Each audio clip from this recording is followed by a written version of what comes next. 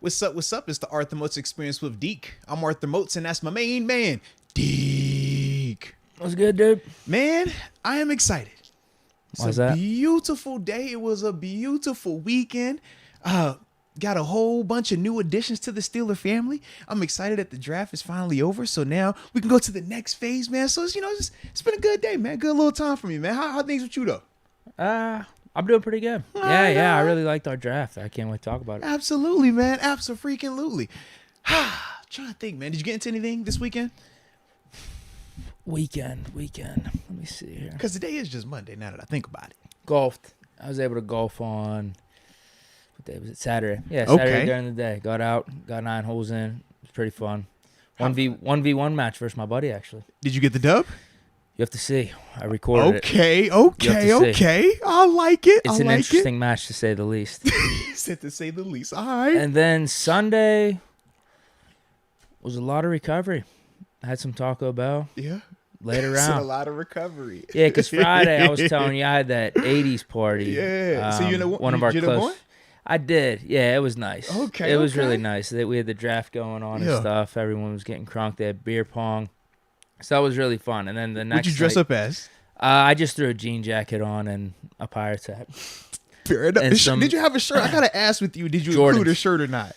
Yeah, I had a V-neck. Okay. Fair enough. I thought it looked pretty 80s. I wasn't the worst dressed there. I'll put it to you that Fair way. enough. As long as you're not the worst, that's all that matters. Yeah. There's probably 3 or 4 worse than me. But I had the Jordan 3s on. Those are 1988. But it was funny. As soon as my buddy picked me up, him and his girlfriend said, "This is what you look like every day." Oh man! I was like, "God damn!" I don't know if this is a compliment or not. I mean, you got a retro style. You retro. It's cool, man. Yeah, it was that cream Pirates hat. Yeah. That looks probably most vintage out of any of my hats. I would like to think, or at least 80s. Right.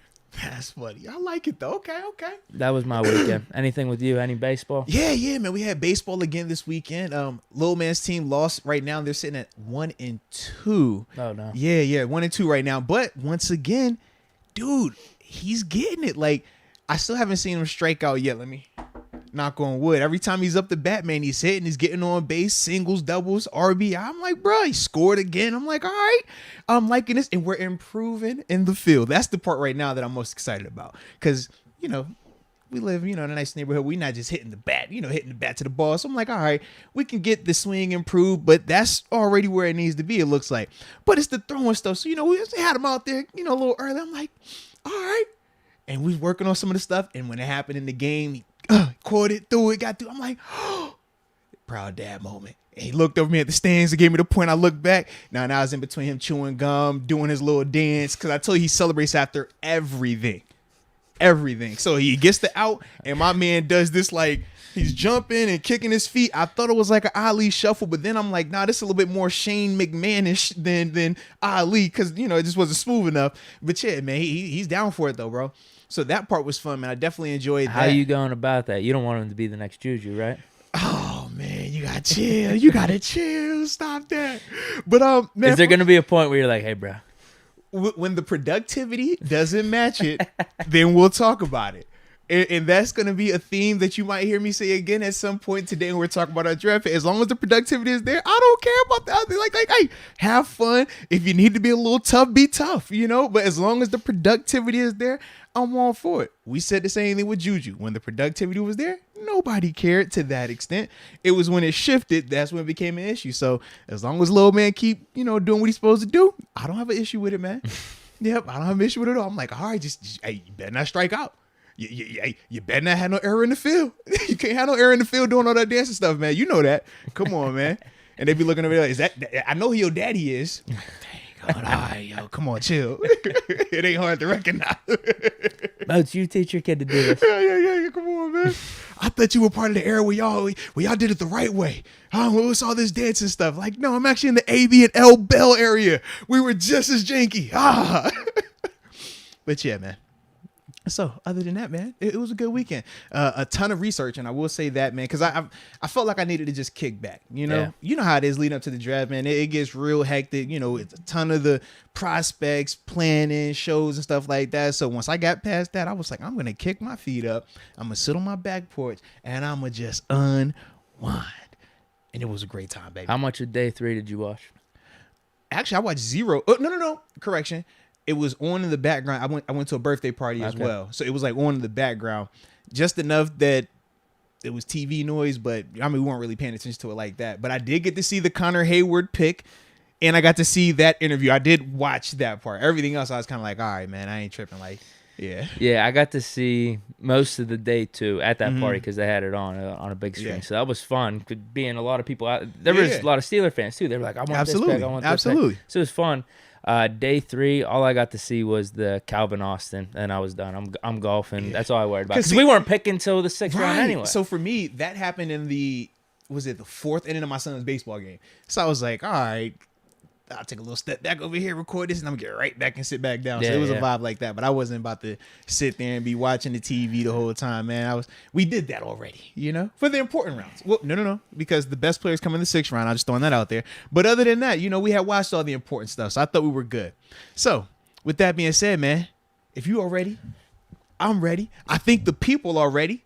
Sure. Let us know where y'all are tuning in from, man, and we will get you that big boy shout out to get the show rolling. Also, since this is our 300th episode, shout out to me and you for that, and everybody in the chat, man, that's been rocking with us for those episodes. We do have a promo code on all the merchandise for the shows, on the show's website and everything. Just type in the code MOATS, MOATS. You'll get 15% off for all your purchases in terms of the show merchandise that you see in the description box and showing up on the videos and stuff like that. And that is active until May 8th. So I think that is Sunday, if I remember correctly. One of them days. Yeah, I think it's Sunday. Yep. Yeah, it's definitely Sunday. So yeah, get 15% off all your stuff like that, man. So definitely show a little love with that. But let's see, man. Where are we starting with? Ooh, Joey Wow Goose. Can I start with Joey? Is it cool if usually you start, but let's get a couple I want to hit off real quick, man. It's all you. Joey Wow Goose, tuning in from the 908. I wish I knew where that was. But either way, we got Daryl Slike, the Sim 5 Shem Hampton VA. You know I was going to have to shout you out, baby. Don't even play with me like that. All right, Craig Ellis, the 717 Lancaster, PA. Moises Sombrano. Fresno, California in the house. Darwin Nolan tuning in from Mexico. Then we got Joe Steeler, Alpharetta, Georgia. Hey now, and DJ Lundy, the 757 Norfolk, Virginia. All right. And I'm gonna get 2 more. Then after that, I'll pass that rock to you, baby. Sure. All right, we got Berg City 6-time champions, the 734 Belleville, Michigan. He says blessings. Well, blessings back to you as well, player. We definitely appreciate you being in the building. And then we got Donald Karen tuning in from Quebec City, Canada. Greatly appreciate you being across the border and everything like that. Yes, indeed.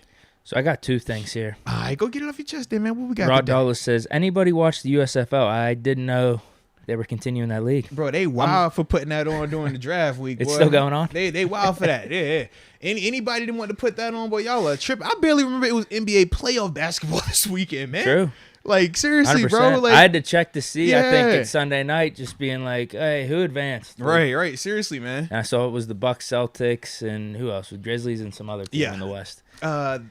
Maybe the Mavs. Maybe I think it was Mavs definitely advanced. I don't know who they're playing. Was it Memphis Mavs last night? No, it was Warriors Mavs last night. And the only reason it was Warriors Memphis last night. Okay. The only reason I know that is because I saw the Ja Morant missed layup at the end. Sixers highlight. Heat. Yeah, I don't know what the other West. I don't know if that started yet though, right? Is that started? No, I think that's tonight. Probably tonight or tomorrow. Yeah, I'm with you. Dude, lost track of all NBA stuff. The NFL draft takes precedent over all that type of stuff, man. And the NBA playoffs were pretty good up to this point. Yeah, they were really good games. They definitely were. Nets got swept. That was just atrocious. Terrible by them. But I got some breaking news. Uh-oh. Are you seeing what I'm seeing? Go for it. Yeah, do you want me to do this right now or later? Hey, rock out, man. And this is true. Because I definitely got it as well. Yeah, go for it. Adam Schefter reports. Hold on. Cardinals Pro Bowl wide receiver DeAndre Hopkins is being suspended 6 games for violating the NFL's performance-enhancing drug policy. Yeah, man. League sources tell ESPN. Definitely interesting right there, man. To give context in terms of the PEDs, it's a wide range, and it's a lot of ways that could happen. Whether it is, him doing it intentionally or unintentionally, the way the NFL handles it, they don't care. And what I mean is this: so when you take supplements, right, they all have a label on them, but just because it's printed on the label, it doesn't mean that it has to be 100% all the ingredients in that supplement. And they tell you at the same time when you're going to use supplements, kind of use them at your own, risk. But you typically find people that you trust and you do that way. That's why we don't really do a lot of the the GNC and stuff like that, just because like, hey, the label might say this isn't in there, but you could test hot for something. And the NFL's tolerance with GNC sells stuff that NFL will test for. Yeah, absolutely. No way. Yeah, because it's not, and it's crazy. It won't always necessarily be this is da da da da. It could just be a portion of that in there, but if it's in your sample, then they're like, yo, it's a PED. And that's just how they've always done it. So I know initially when you hear the PED, you're like, yo, this dude's juicing, da da da da. Some guys, yes. But I'm just saying in the context of this, don't just jump there right away without us at least, I'm not talking to you specifically. I'm just saying in general in terms of like the reaction to it, because I have known guys that have tested positive and it's like, bro, I've seen that. Like, it looks normal. We checked the label and everything, and even then when you call the PA, they're like, yeah, I know everything looked good on it, but at the same time, it's not meant, like, it's not a law that they have to have the accurate description on everything like that. So that could possibly be part of this, man. But I'm definitely surprised by that, man. My guess it's something to do with the injury. It could be, man. It could be. I wouldn't think he's like juicing. That's what I'm saying. He's skinny as hell. Yeah. Unless maybe he's trying to have that Barry Bonds type of career. Barry Bonds skinny as hell with the Pirates, gets to the Giants. Head got big. So maybe that was D-Hop. He wants his second half of his career to be huge. I heard unofficially what it was that got him tested. They made him pop. Absolutely. No, his hands are huge. See? You think he's been using hand stents since he was a kid? That's what's going on. And they just started testing for it because Kenny made it more, prominent. Kenny was talking about how his hand went from here to here, and they was like, bro, what is this? And he was like, oh, it's handstands. And because he was coming into the league, they couldn't do that to him. But D-Hop, because he's been in the league, they was like, let's test for this handstands. Who else got some handstands out here? Right. And that's what happened, bro. It's like when a kicker makes a 60-yard field goal. Come on now. They get tested the next day. Uh-huh. So they saw Kenny get into the league. They're hearing about this product, we can't get him. Who has the biggest hands in the league? Come on. Because there has to be one or two guys that have used it up to this point. That's how it always happens. Maybe it was Hopkins. Man. That's how it always happens, baby. See, you thought I was making this up, man. I'm telling you, bro. And I bet you ain't checked that label twice. Me? Yeah, you. I've dabbled in it. Dabbled a little bit. Dabbled a little bit? Yeah, nothing too crazy. It happens, man. Unless you're testing for drugs for the show. No, we're good. We're good. Listen. I don't want to be the pot calling the kettle black. If I test you for anything, man, I know I'm double that. All right, so maybe even triple that, maybe quadruple that if we're being frank about it. Okay, so yes, this is zero test policy over here. All right, that's interesting. This has been a while. Yeah. Big name. The last one I can remember is Edelman. Yeah, I guess you might be right. Performance enhancing. Yeah, I mean, Bell was weed and stuff. Weed, yeah, and obviously Bryant Weed, Josh Gordon, and Ridley was betting on games. Right. So yeah, no. Baltimore had a guy too. They had a tight end. He was suspended but he was nowhere near. Yeah, I'm just talking about the names. Yeah, he was nowhere near that name. 6 games. I wonder if he's gonna appeal. How that'll work. 'Cause I don't even think Edelman was able to appeal. Most of the time, you can't. It's just one of those. If it's in your system, that's just their hard stance on it. Kind of like with with marijuana, right? For the longest time. Now, obviously, they've changed those policies over the past couple of years, but for the longest time, it was if you test positive, first one nobody knows about. Second one, your team knows about it. You got to get tested around the year. Third one, now the public knows about it. Fourth one, now you're suspended. Fifth, and so forth and so forth. So with PEDs, it's a similar approach in terms of like, hey, this is our fine list. This is how we structure it, and there's really no appealing. It's no, oh well, it's not this much or that much. It's like, yo, is it in your system, yes or no? And that's kind of how they operate with it. So Marquise Brown, wide receiver 1. Jeez, that's what Schefter says. Him and Juju, man, they got the surprise of a lifetime. Yeah, they thought they was gonna have help, and then it was like, oh no, you're the guy. Have fun. Schefter says it adds more insight into the Cardinals draft day trade for former Ravens receiver Marquise Brown. I hope Hopkins' suspension isn't the reason they traded for Marquise Brown. There's no way. I really hope. There's no way. That's just bad business. That's just us sounding like, oh, let's put this 2 and 2 together, but it's no way, bro. Yeah. All right.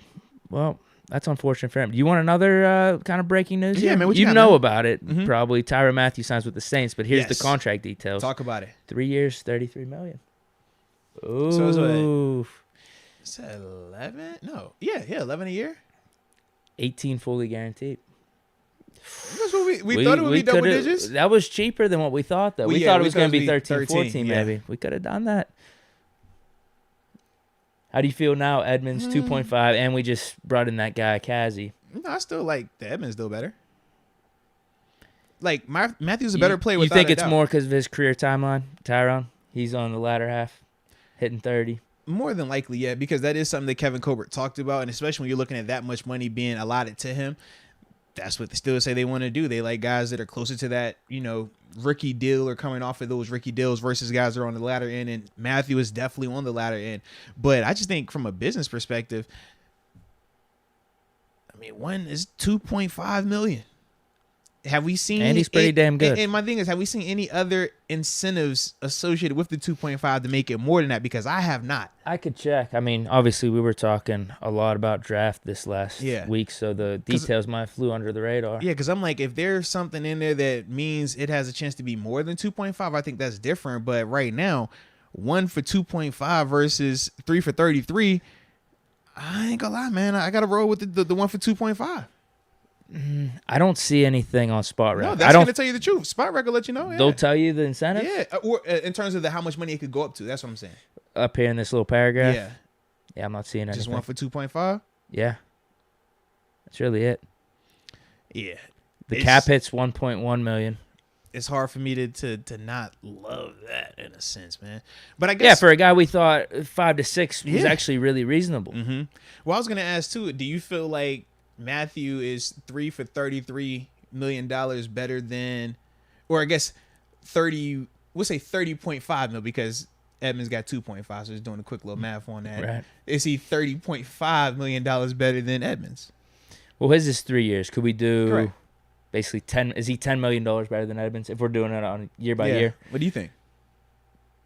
Probably not right now. As I say, I think as a career, sure, but in terms of 2022, 2023, I don't think he's 10 mil better. That's so I think steep. Edmonds could still get better. Matthew's probably best years are behind him. I would agree with that as well, man. I'm not saying he can't do well. No. I mean, he still was 3-time Pro Bowler back-to-back years going into this offseason. So, I mean, his play is still really good. But, shit, dude, $10 million better than Edmonds. Like, as much as people don't like it, I'm just like, I don't see that. I don't see that type of disparity between those two guys. Well, you even thought, whenever we were discussing Matthews coming to the Steelers, that it may not be the perfect fit for him and Minka. We might have to get creative on how we use Mathieu. Whereas with Edmonds, we already know it's already a fit there. Absolutely, man. Yeah, so I ain't stressing about it. Yeah. It just would be cool for the namesake. But I like how we got this Kazzy, too, just as another guy in here. Maybe he could – I don't know exactly what he can do. Does he do slot corner? Maybe we could talk about that later. Okay. But just to add to that safety depth plus what Edmonds already got, I like our defense, man. Gotta like it right now, I ain't stressing this deal. Gotta like it right just now, would have been man. cool. I like it then. All right. So let's see. Let's hit these supers. Try to get these within like the next couple of minutes, and then after that, we'll knock out that first topic because we do got my man TG at 5. So we make sure we get these first two kind of things in there. Sure. And I'll go ahead and pull it up anyway since we'll be reacting to it while we talking. My first one is official momentum. Which one? I know he's got a few. He's talking about throwing his TV in the garbage. Okay, I'm one ahead of you then. Okay. All right. So, Official Momentum's first one. Shout out to you, Official Momentum. We definitely appreciate you. He says, Moats and Deke, how are y'all? Happy Monday, goats. Man, we living the dream, man. Can't complain at all, baby. Yes, indeed. And hope you're doing well also. Official Momentum. Hey, did you throw your TV in the garbage? Hashtag Hayward. No. Did I say I was going to do that? Oh, if they were going to draft Connor Hayward? I thought I said I was going to do that if we drafted an outside linebacker. And there was another position in round 1 I wouldn't have been happy about. I'm going to go with you on that. I don't remember it yet. I don't remember specific. I may have said it, though. I may well have said that. Was it during the live stream on Thursday during the watch party? Because anything that was said then cannot be held against us in the court of law.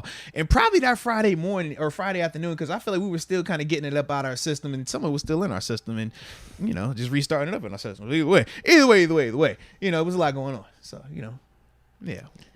Hopefully the TV is not in the garbage. It is not. It is not. I mean, the pick made me laugh, of course.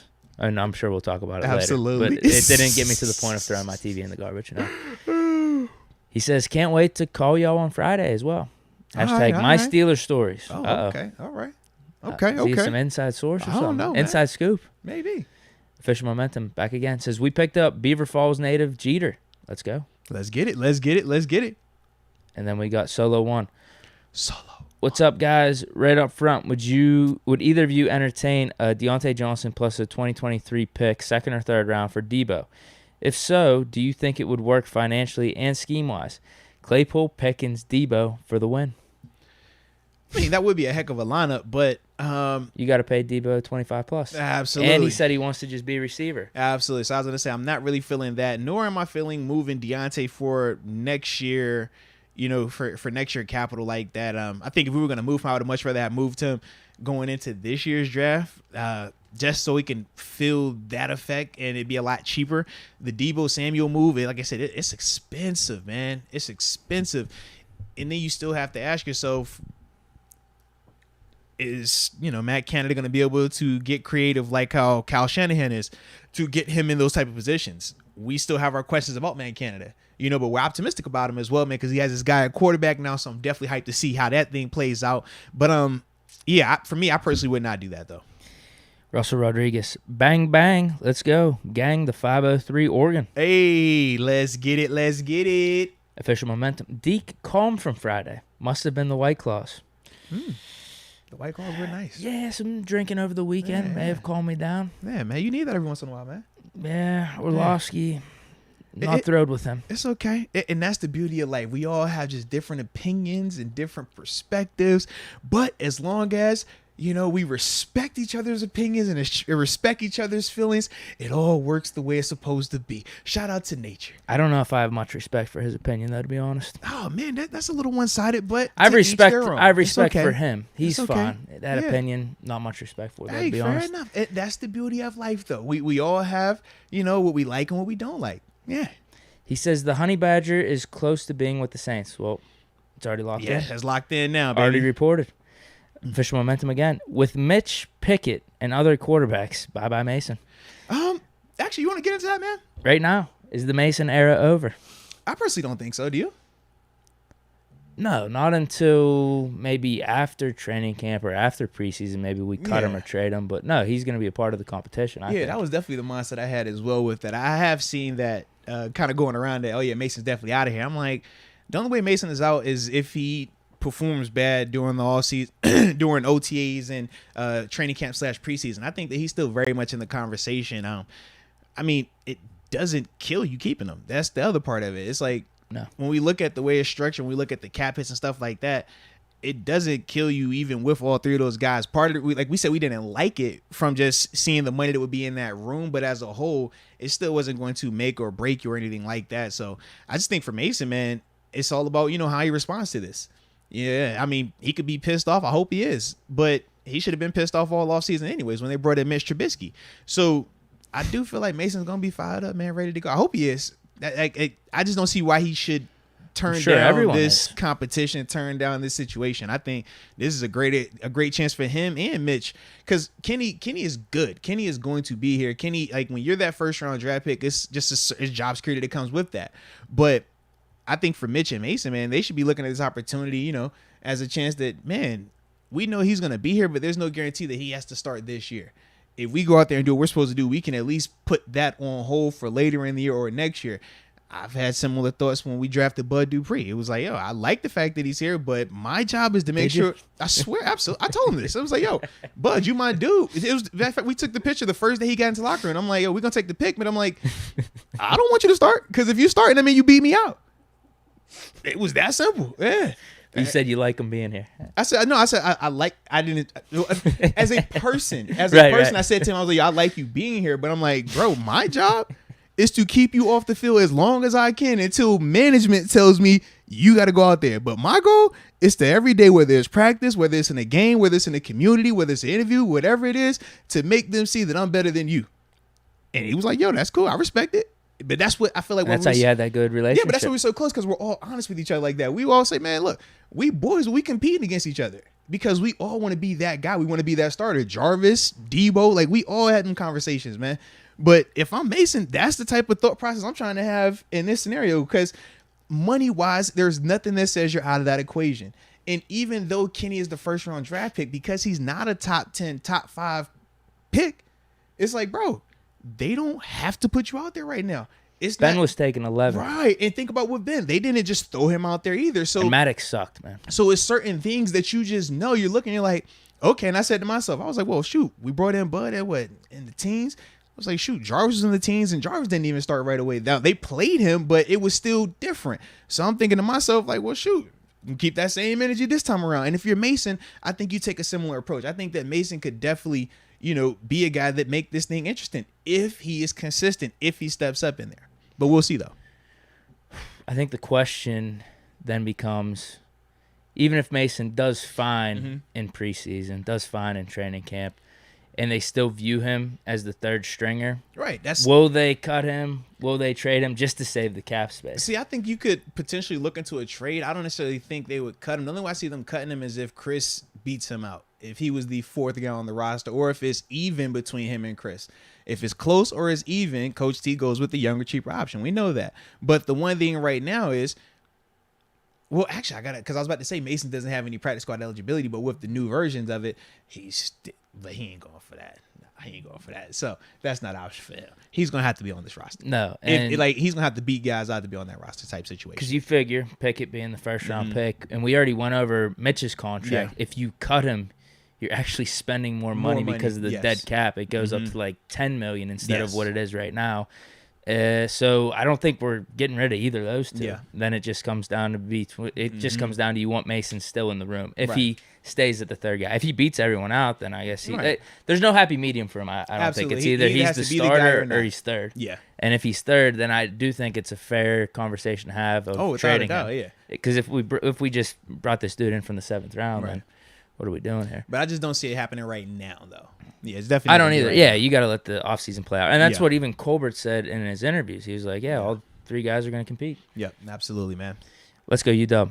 Well, that time of year for the Penguins to collapse in the playoffs again. They haven't been playing good, from what I know, and Jari is hurt. That's not a good combination. I would agree with that. I definitely would agree with that, man. I ain't gonna lie, man. I hadn't tuned into them recently, man, with all this draft stuff, man. I just got so locked in. I haven't either. I need to get out there for a game, though, man. It's been a minute.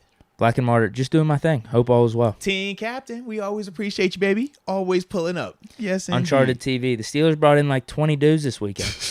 Almost, right? Nah, dude, it was a ton of the undrafted free agent signings. Yes, indeed, man. Okay, hold on. I'm trying to catch up here. All right, we're good. Timothy Roberts says, bro, please tell me why a second quarterback in the draft. Well, because we were trying to make history and continue on with that. We're the first team since 2012 to draft 2 quarterbacks in the same draft, all right? We was going for that move right there. But no, in all seriousness, man, they said the whole time they wanted 4 quarterbacks going into camp.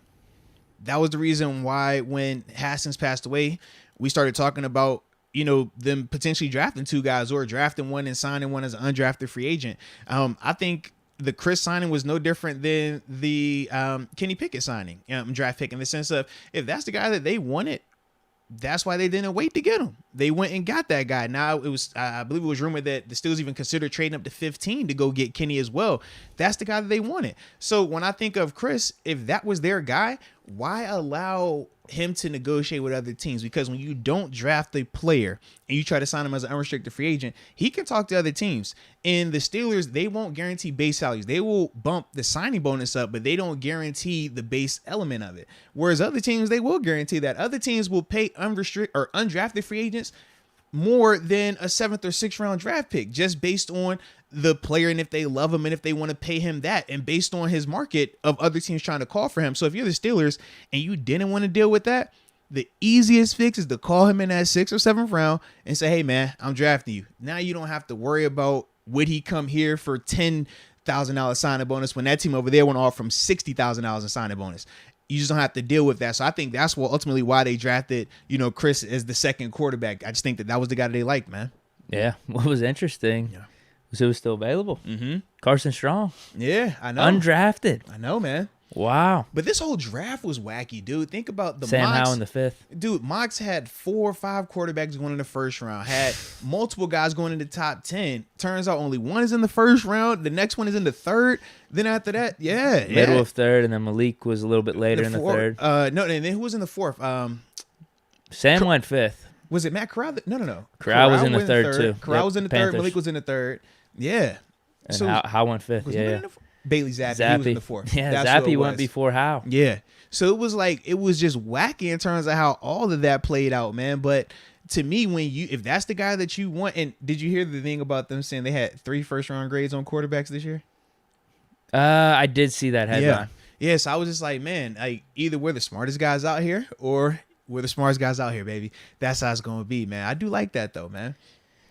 You don't think some other teams could have had first-round grades on them, but they just looked at their team. The landscape was like, this isn't as much of an urgent need. Like, people or teams draft based off different criteria. Oh, I wasn't even going that route. I was thinking because we said Mason had a first-round grade. Oh. Yeah. Oh, so you're saying we have...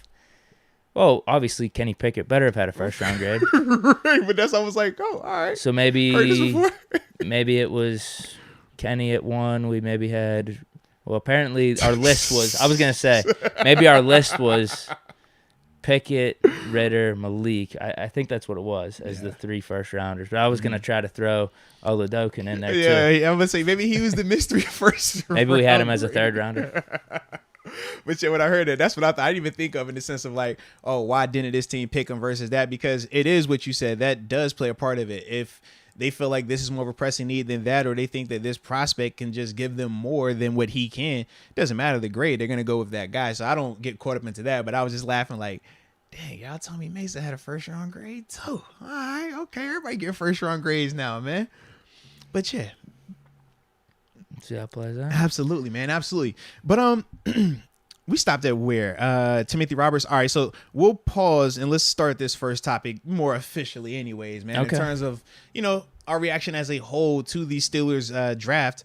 For me, man, I thought that, it was a really good draft. I was excited about it, man. I love some of the picks. I liked all of them. I don't think there was one pick that I per se hated or, have any regrets about. I think that as a whole, they answered, they filled the place they need to be filled. I think that they got good upside, good talent. And as a whole, I just think that they went the route that in terms of the players that they felt the best about, even though other guys were on the board that we might have liked a little bit more or we thought fit a little bit better, you could just tell that these were the players that they were confident in. And all these guys they looked at, checked out in some form or fashion. So I do like that part as well, man. So for me, man, I thought that they did really good, man. And they did the staple. For all the mocks, what did we start saying at the end? You need to have a bloodline. Whether it's a Connor, whether it's a C Lake son, I forgot his first name. He was around. He got drafted too, like right after him too, man. But it was like, yo, I need a bloodline in here somewhere. We didn't go Sky Moore, so I'm like, where's our connection at? I need it. Where we got it? Come on, give me one. And it was just dope to see that it was Connor Hayward, man. I was like, you know what? All is well. All is well, man. So I definitely like that part also, man. They couldn't help themselves. They really couldn't. It's like that, man. No, I love the draft. I mean, we obviously talked about Pickett the day after. I mean, if he's going to be your franchise quarterback, or if at least if you believe he's your franchise quarterback, take him. He's number 1 on your board. Why not? And then you're starting to surround him with some talent now. Yep. Pickett to Pickens. Pickens, by a lot of people's accounts, is like a top talent, top 5 maybe receiver talent. He's just been banged up way too much in college. He came off. He had the ACL in March of last year, and obviously that was why he missed the portion that he missed. But when he did come back, I mean, he looked really good. He played really well, especially down in the bowl game, not the bowl games. Yeah, the playoffs, the 2 playoff games. He caught a big catch in the national championship game. But just for him to come back, I think that's what the Steelers really liked about him because. You get hit with an ACL injury in the offseason for your junior year, you could just take the whole junior year off. You know what I mean? Yep. But he came back for the final 4 games. Yeah. And he said that was his mindset as soon as he got hurt, that he was going to return this season as well. I do like that part. Yeah, and I wonder if he would have sat out, if that would have affected his draft stock. I'm sure to an extent, yeah. Or again, he wouldn't have went in a bad way or a good way. I don't know. I guess at this point only in a bad way because Right. It's not like he re-injured himself. Correct.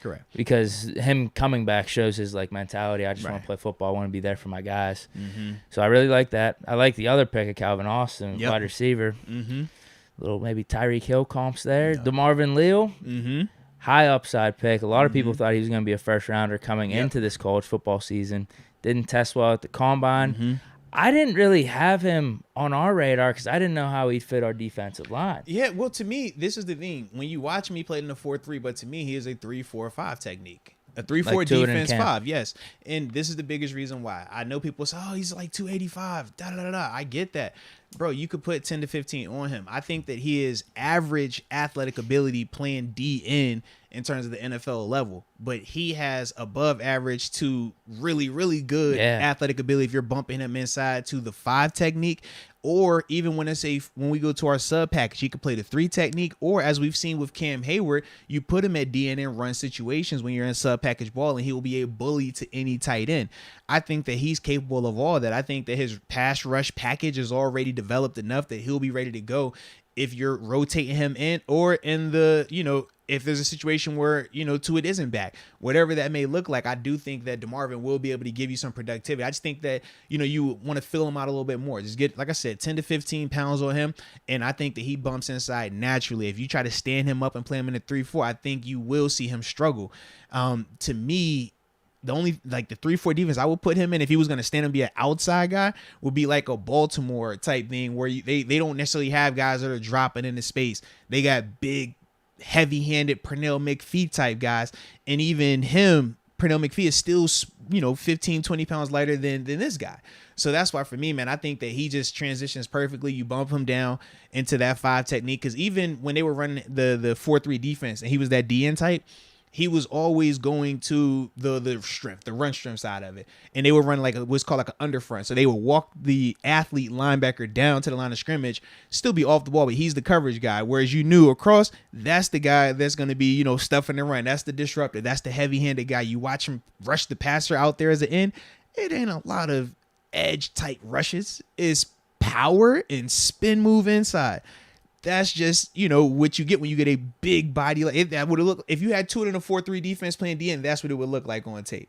So that's why, for me, I just think that you bump him inside and he will be fine. You put it, like I said, 10 to 15 pounds on him, he'll be good to go, man.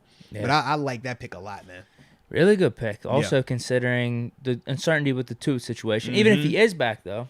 Yep. As someone mentioned in the chat, he only has 1 more year on his contract, so there's that. And also, Cam Hayward's getting up there in age. Yep. So to just get younger on the defensive line, potentially find a replacement for either one of those 2 dudes, at a guy that, like I said, has first-round talent. Yes.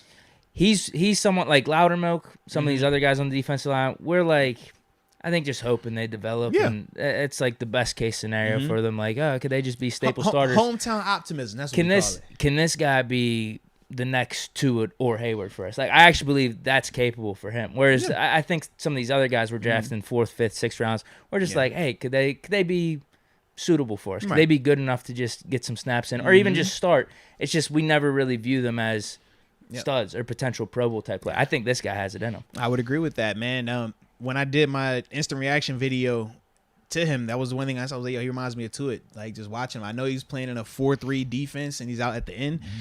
But to me, I'm just like, yo, this dude looks just like him, moves just like him. Like, I just think that, you just got to develop him a little bit, just keep him a little bit more consistent.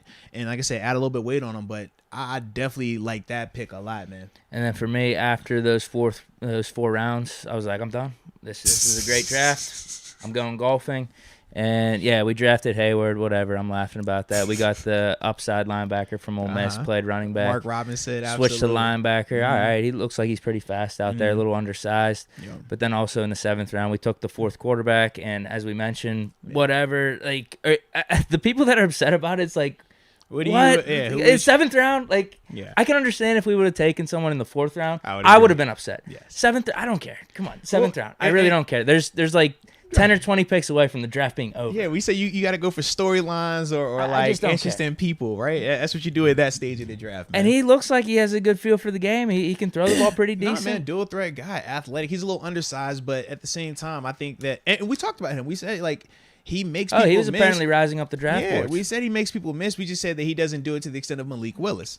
And we were like, when you're looking at him, but you're doing the same comps or looking at Malik Willis, you see the difference in talent. But Chris, he's in that same ballpark in terms of that dual threat, can throw, can run. Now, he's very different than Kenny. Kenny still was more of a pro style. And I think you heard Pat Narduzzi talk about that in terms of like, hey, man, Kenny wasn't a one read and throw it type of guy. He actually had to run like an offense. Some of these spread offense guys just, I'm going to give you the fake here. Let me read this. What that receiver doing? What that corner doing? Did he bite? Nope. All right, throw the slant. That's what Chris's offense looked like. Whereas for Kenny, we know it was very different. It was pro style, which is why he was so pro ready coming out. So for me, man, I still think that the Chris pick was intriguing because, number one, we trust the Steelers. We trust Kevin Colbert. We trust Mike Tomlin. And if this was somebody that they think can come in and pick this system up, maybe this is a down the line guy. I mean, when we brought in Duck Hodges, no one thought that he was going to ever have to play for us. And we saw how that thing turned out. I just think that for Chris, when I saw this pick, I was like, man, this is the Matt Canada trial right here in a sense also, right? Because we know that Kenny is an athlete, but Kenny isn't a dual threat quarterback to that extent. Whereas Chris, that's his game. That's what he does. So it's going to be interesting to just see. It's almost like, hey, man, you didn't get Malik, but you kind of got, Malik Light. Yeah. You got Diet Malik. That's the version you got. Hopefully it's all right. Could be. Some people like that soda. Yeah, you never know. Yeah, you never know, man. 2-3 years down the line, Mitch is off the roster, Mason's off the roster. Saying, is this guy our steady backup? Is he our Tyler Huntley? Right. You know what I mean? Like, that's what. No, I'm not even kidding you. Tom McShay compared him to Tyler Huntley. That's what I was saying. I'm like, could he be that? Because to me, I'm like, I don't see why he couldn't. I don't see get you out of a stadium or two, and that's all you're looking for. Like, you're not looking for him to be a 17-game starter. You're not looking for him to come out here and change the face of your franchise. But if he can spot start, because we know, I mean, even Ben, as durable as Ben was, Ben had to miss time at times. You have to have somebody, and this could be that guy. I don't anticipate him being on the active. I anticipate him being more of a practice squad guy this year. But if he picks it up fast enough and he makes it exciting, he could be that third guy. You never know. So that's part for me that I'm definitely going to be interested about. But, yeah, when it's the 7th round, bro, like, how are we complaining about what pick we picking in? Unless you got, like, a personal, like, unless you know somebody, like, what are we complaining about, bro? Yeah, seriously. And you brought up the point of, like, if you were going to try to sign him afterwards anyway, and you're trying to stick to your I want 4 quarterbacks on the roster, then all right, take them in the 7th round. You don't got to worry about numbers then. Absolutely, man. Because they have been saying that 4 quarterbacks on the roster, whether you agree with it or not. That's what they've been saying, man. Yeah, and for them to pick a quarterback in the 7th, it's really not the end of the world. Yeah. That's what I thought. But no, man, definitely as a whole, I thought this was a really good draft, man. I'm excited about this class. And honestly, everybody should be excited. This is the fun time of year because you don't have any, they played bad in the game just yet. We haven't seen that. So you're supposed to have the optimism high on all of these guys. And I think that's around the league as well, man. Every team right now is sitting there thinking that they won the draft, won free agency. Except if you're the Patriots. They're just kind of sucked. But you know how they say, well, we got Belichick. That's all that matters. As long as we got Belichick, we'll make it work. Although, Thornton, I mean, they took him in the second round. But I feel kind of good about it for them at least, just because now they add some speed. But at the same time, could you maybe got him in the 3rd or the 4th, 5th? I don't know. Because there were some other receivers. I mean, Pickens was still available, right? I know. They took him before Pickens. But it was a good amount of players though over the weekend where people could say like, "Yo, did you have to get him then? You probably could have waited a little bit to get a guy," and that's fine. To me, I'll never. And I said this about Kenny when people brought that up about, "Oh man, could we have waited to get him?" It's like, bro, I don't care necessarily if that's the guy that you want and that's the guy that you say, especially the early portion, not the late portion around, but like when you're talking 1st, 2nd round, if you love the guy, man, go get the guy. Like, you don't gotta overcomplicate it. If that's the guy that you feel like is worth it to you, he's gonna make your team better, bring him in. We can evaluate it, when the season gets here. If a guy is struggling and a guy doesn't pick it up, now we're like, hey, you reached for him. He wasn't good enough. But if he comes in, he does what you're asking him to do, then it's like, yo, you're smart. You got the guy that you needed. And that's kind of how I view it right there, man. Did you have any emotions going through you with those 2nd and 3rd rounds? Because there were some names, dude. Yeah, let's see. For me, no, I'm not gonna lie. I was fine with the players. Oh, I was definitely fine too. It was put it like this. I got in trouble because I was watching Baltimore, and they were the only ones I was just kind of like, yo, they keep picking people that I like. Yeah, that was the only it was mainly them. But then I was like, you know what? I'm just not gonna pay attention to them, and I'm gonna just go back to enjoying our draft. Because you know how it is. It's like, yo, you could be killing it over here, but you start looking over there and you're like, dang, why they grass look a little better? Why they car look a little cleaner? Why this look a little nicer? It's like, nah, I ain't doing that, man. I like what we got right here, man. Hey, but apparently we got one of the players they wanted in the fourth. Yeah, that's Calvin what I heard Austin. as well, man. That's definitely what I heard. I mean, Calvin, dude, like, my man is nice, bro. I'm telling you, like Tyreek the separation off the line of scrimmage, former track guy, 4.2 speed, 4.0. If you look at the little, you saw the one that was like pause when he's running across. Yeah, bro, was like insane. I'm like, yo, this dude, he's rolling. Like, I definitely like that, man. But a return man as well as a slot receiver. So not only, is he gonna potentially see time on offense, but he could potentially be pushing gunner as well for that return man spot, because I definitely think that's going to be interesting just based off the explosiveness that this guy has and his make you miss ability, man. I'm liking him. The more and more I watch him on tape, the more I like him, man. And even though he does have the speed to take the top off the defense, I think that, man, when you give him that ball early and just allow him to make a guy miss or just allow him to run, I think that's where he's best utilized right now. But no, I definitely like that pick a lot, man. I think that, like I said, for the Steelers, man, their first four selections, man, are right what you want. You got the quarterback that you need. This guy can either start day one or he's going to at least push Mitch Mason extremely hard, and you're going to feel very confident with him as your backup. We know he's mature. We know he's polished. He's pro-ready. We know that he has the Canada relationship, so it's not a lot to not like about him. The biggest knock is we just think that he's more of a finished product than a guy with more upside. But that is not, it's still not a negative when you think about it. It's all we're saying is, yo, you're just already there. You're already here. You're good to go. Whereas this guy is, he can go over here. But it's like, yo, that still doesn't mean that this guy isn't a good player. So I definitely like that with Kenny. With George, man, when you bring in George Pickens, now you have the guy that is going to give you true alpha dog mentality. Like, when you watch him, he's an alpha. He runs that room. He runs that position group. And I think that that's going to be seen very clearly when he joins the team, man. I mean, we know that he's not afraid to get physical. No more TikToks. Well, yeah, but I like the physicality, right? When you talk about him in the run, like when he's blocking guys. And then even, I mean, we saw the clips of him. I think it was the Georgia Tech guy. He's like fighting with or whatever. I don't think anyone knows why that fight was happening. I don't know. We just think bro. Pickens is in the right. And yeah, it's one of the things. It's like, yo, what I don't are you care. guys fighting about? I don't care. Georgia it's Tech, just like, we get to see some of that. That reminds us of old AFC North, like Steelers Ravens type of stuff. It's like, I don't care. Yeah, look at Pickens. We love it. For me, he was one of the guys I put in my notes. I was like, love his length. I think he's a natural hands catcher as well. That's what separates him and Claypool. I think Claypool, big speed, but not a natural hands catcher, and that's why he struggles at times with the 50-50 jump balls.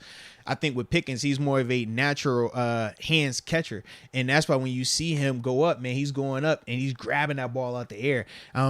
Dude, I know people say, he's a combo of Hines and Martavis. To me, I kind of like that. I never heard that. It's a Steeler thing, That's a pretty good one. To me, he reminds me of AJ Green. That's who he reminds me of when I watch him, bro. That's good too. Yeah, that's the guy he reminds me of. Can we just throw him in the comp too? I'm just like, AJ Green, Hines Ward, and Martavis. Hines and AJ. I mean, Hines and Dago Martavis is like, what? But I like it. But the thing That's not bad. But I was like, the yak ability is there. And like I said, I also like the fact that, like I said, with the physicality, with that mentality, I did also put in my little notes that, hey, man, just continue being a playmaker and not a showman, because I did see somebody because he's like squirting the water on the guys, doing all the extra stuff. And it's like, it's cool as long as you're productive. Those are the same things that we liked about Claypool. As long as productivity is there, you roll with it. It's just when the productivity takes a dip, that's when it gets a little uncomfortable. That's when it gets a little awkward. But as long as that doesn't happen, I don't think it's an issue for George. So I was definitely excited about that pick right there, man. But DeMarvin, he's the other guy, right? He answers the if Tuitt can't go, if anything, or if Cam retires in a year, or if you allow Tuitt to walk in a year, you have the guy in-house that's ready to go. And that's the dude that I'm like, yo, he answers that call. And then, like I said, with Calvin, as we just talked about, that's your third receiver, your slot guy, your true slot. And I just feel a lot better about him coming in versus the optimism around potentially trying to make Miles Boykins that third guy. It's like, bro, I don't think that he's the third receiver. I think he's more of like the outside guy if he can develop into that. But just that thought process of, man, we'll put him out there. I don't think that he would fit to that extent as like how Calvin could fit in this offense, man. Whoa. What's the timeline with these receivers? You talk about not Boykin, but Austin being the third receiver. What about Pickens, though. I mean, we got Claypool, Deontay, me, Pickens, Austin. Pickens is the outside guy. Pickens is going to be the one that's pushing Deontay and Claypool. I think that he's the one that's going to ultimately make Deontay a little bit more expendable when it's contract time as well, because this is a true wide receiver one outside frame six. This is 6'3", bro. That's a big body, man. Fly too. Yeah, 4.47. This is a big dude, big fast guy, man. So to me, I think that he's going to be pushing those outside guys, whereas Calvin, he is a true slot receiver. And when you think about your slot rush, you think of how Ray McLeod was running last year. I just think that Calvin is a more polished, better version of that. Absolutely. Faster version, everything. And so you're talking about Calvin competing against Gunner, competing against, trying to think. I guess it would be Boykin right now. We don't have any other receivers. Cuddy White. Anthony Miller types, you know what I'm saying? You throw him in there in terms of like that would fit that more. I just think that Calvin fits it the best. Yeah, we went from just having Deontay and Claypool, which isn't bad for your top two. Yeah. And then having no depth behind them, really. Yeah, man. So now we loaded, bro. Holy hell. We loaded in there, man. Who's getting cut? Yeah. No, like it's thick in that thing, man. So I'm definitely liking that a lot, man. But yeah, dude. Let's go. Yeah, after those 4 rounds, I was satisfied. Yeah. I'm like, wow, this is a hell of a draft. Everything else house money, man. You got me an LB late in the draft. Shout out. Y'all know how we like our LBs around here, baby. So I definitely like that, man. Yeah, the Calvin Austin. I'm just trying to think who was like around the board for those picks. Second round for Pickens, I think Sky Moore was still available, and obviously Nakobe Dean. Yeah. So out of those 3, I was good with whoever. And we took Pickens. And then third round, Dean was taking the pick before us. I know. Then we took Leal. I'm like, let's screw that. Yeah, I ain't Who cares? On that, man. I didn't think we were going to go 2 receivers in the top 4 like that. Yeah. I was hoping the guys that we picked though. I was happy. If we had to do it, it's like we like. I was happy with it. As soon as they picked Calvin Austin, I'm like, you know what? All right, this kind of makes sense. But I was hoping for in the 4th, because I think he went in the 5th, was Tariq Woolen. That high upside dude. Seattle ended up taking him. Yeah. But really, I don't have any complaints. I don't good, at all. Man. Because we even go back to the Pickett thing. As much as maybe some people didn't want quarterback, who else did you really want? Like, there was a lot of good guys that we were looking at that went. Davis, the receivers. If you didn't want a quarterback, that's fine. But at the same time, if the Steelers think he's a franchise guy, I think you got to maybe give them a little bit of a benefit of the doubt there, because we don't take quarterbacks in the first that often. They like what they saw. Yeah, man. So either way, man, like I said, I think that they hit on the guys they were supposed to hit on, man. It's definitely going to be exciting to see now when these guys put the pads on and we get a chance to just see their game transition. And who transitions faster than others and stuff like that. That's the part. But like I said, it's always an exciting time, and whenever it's a draft, because this is new people. It's, you always lean on the optimism in a sense, man. Or at least when it's your team, you lean on the optimism. So that's the part for me where I'm just like, it's going to be interesting to see how this all plays out. But since there's about 4:52, I'm trying to think, we got TG coming up in a little bit, because we're going to definitely continue to talk about this draft and stuff with him as well. I did want to give a chance to give my man Kevin Colbert his flowers. Can we talk about Mr. Kevin Colbert, since this was, his last draft as the head honcho? Can we give my man a little thank you? Shout out to the homie Kevin Colbert right here, man, because to me, man, I think he did what he's supposed to do. I think he went out with a bang. Between the free agent signings, I thought as a whole with this draft, man, he definitely hit it. And when you just think about the classes that he's had, the players that he's brought in, the different talent that he's had, to me, man, I'm just like, I'm glad that he was here. I'm glad that I got a chance to be a part of him, man, and just experience him. But no, this is one of them things. This is one of them drafts for him, man. I was definitely proud of him, man. It's probably one of those things as Steeler fans we take for granted, having a great GM basically my whole lifetime as a Steelers fan, because you've teams going through GMs every 2 to 3 years. Yeah. And what does that mean? Change of direction. No, seriously, man. Flipping quarterbacks all around. And I could tell you, I've experienced that firsthand, bro. That it gets messy in a hurry. It gets dysfunctional in a hurry, man. Yeah. Yeah, so Kevin Colbert's part of the reason here with the Steelers that we've had so much stability. I know a lot of it comes from the Rooneys and just how they believe, but Kevin Colbert exemplified that too. And he was just good. I mean, that's what counts. Like, if he wasn't good, then we would be talking probably about firing and stuff. No, he was awesome. I mean, you get a Hall of Fame quarterback in Ben, win 2 Super Bowls in your tenure. I'll go over some of these stats right here, actually. This is awesome. This is why we talk about him probably being in the Hall of Fame. In 22 years. Had 1 losing season. That was the 6-10 Maddox season. Made 14 playoff appearances out of 22. Won 10 division titles. Won 2 Super Bowls. True legend. Enjoy retirement. And I also think about the Hall of Famers that he's had. I think about the All Pros that he's brought in, the Pro Bowls that he's brought in. Like, this dude's resume is insane when you think about the talent that he's acquired, man. Utmost respect for my man Kevin Colbert, man. What's the biggest thing that sticks out to you with his picks? I'm thinking receivers. I mean, yeah, because Martavis in the 4th, AB 6th. AB in the 6th. Like, Juju. That's the one for me. I'm like, AB in the 6th. Manuel Sanders 3rd, Mike Wallace 3rd. Like, it's all nothing. In the same that was all in the same. No. Manny and AB were in the same class. Wallace was the year before. Yeah. But I'm just like, and it was all back to back though. Was it? Yeah, they were around there. They were around. It was all like in the same. Yeah. So for me, I'm just like, bro, I like that's his thing. Yeah, that. Because even Juju in the 2nd. Bro, that's a now we got Pickens. Come on, man. Deontay in the 3rd. Martavis was a 4th. Yeah, Claypool in the 2nd. Even like the only 2 right off the top of my head that doesn't. Lima Sweet and probably Sammy Coates. Fair enough. But what round was Sammy? Was what, 3rd? 3rd. Fingers got broke. It was a wrap. But that success rate's insane. Yeah, dude. Absolutely, man. As much as we rip on Claypool or we're mad at Deontay with the drops, to get him in the 3rd round. No, he's still absolutely, bro. Is crazy. Absolutely. And Claypool in the 2nd round, and he just jumps in. His rookie season gets double-digit touchdowns. What round was not Martavis? Marcus Wheaton. What round was he? He was 3rd. 3rd rounder. Okay. I liked it though, man. Yeah, I mean, Wheaton had what, a 700-yard year, a 600-yard year. Mm-hmm. But we drafted him to be Sanders' replacement, and he basically was. I mean, they had pretty much the same stats as Steelers. Sanders went on to have a better career without us, though. He's like one of the few. Right. Holmes in the 1st round, Super Bowl MVP. No, I like it, man.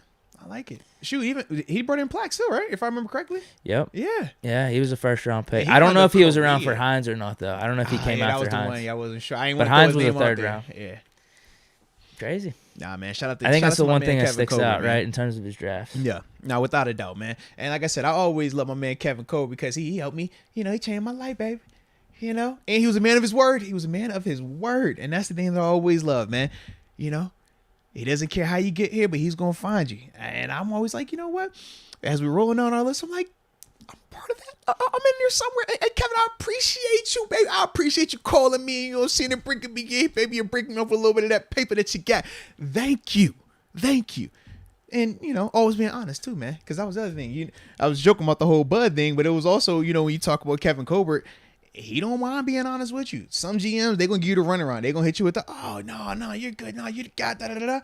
Hey, man, it's been times where I might not have agreed with some decisions that were being made.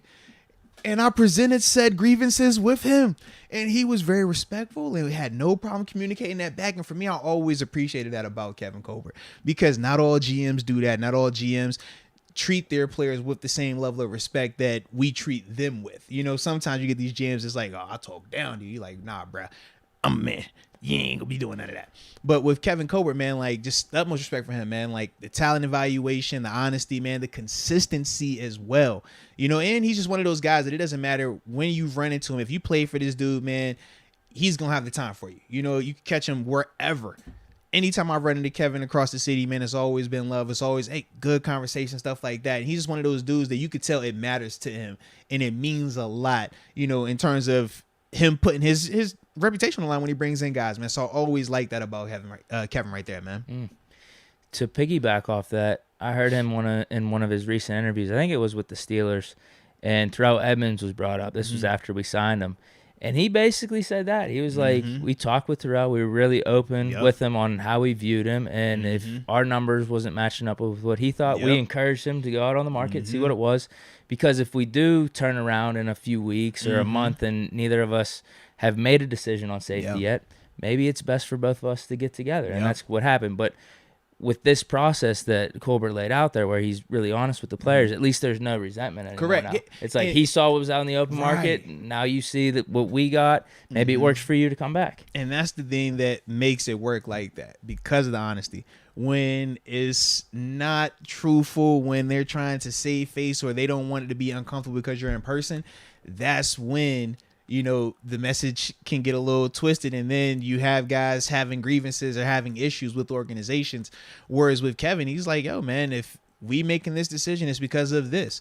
Now, sometimes that decision was simple as because I feel like this is the case, even though I know numbers and this says this, I just need this to happen. Sometimes that's the answer. You don't always have to like the answer, but I just like the fact that he respected us enough to give us answers and be truthful about that. And that's just the thing with the Steelers organization. You heard me and TG when we joke about Coach Thomas saying 2 dogs, 1 bone, letting you know these 2 guys are competing for a roster spot. This organization is so transparent. That's why as a player, you can buy into it and you don't have an issue giving your all, because you know it's a certain level of trust that comes with that because of the honesty.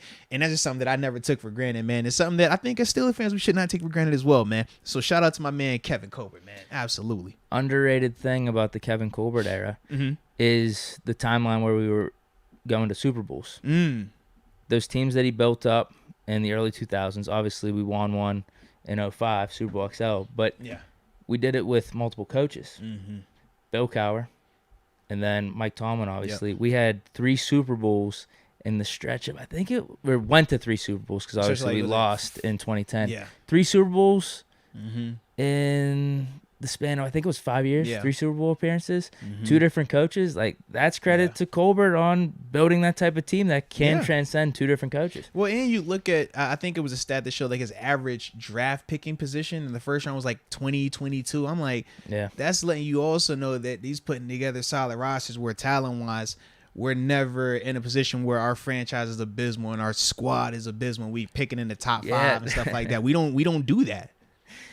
The draft was a little bit less exciting for the Steelers, but that's a good thing. Yeah, absolutely. Because there's certain players I always, Eric Berry. I would have loved to get Eric Berry. He's going in the 5. Yeah. So that's a good thing, though. That means the team's doing good.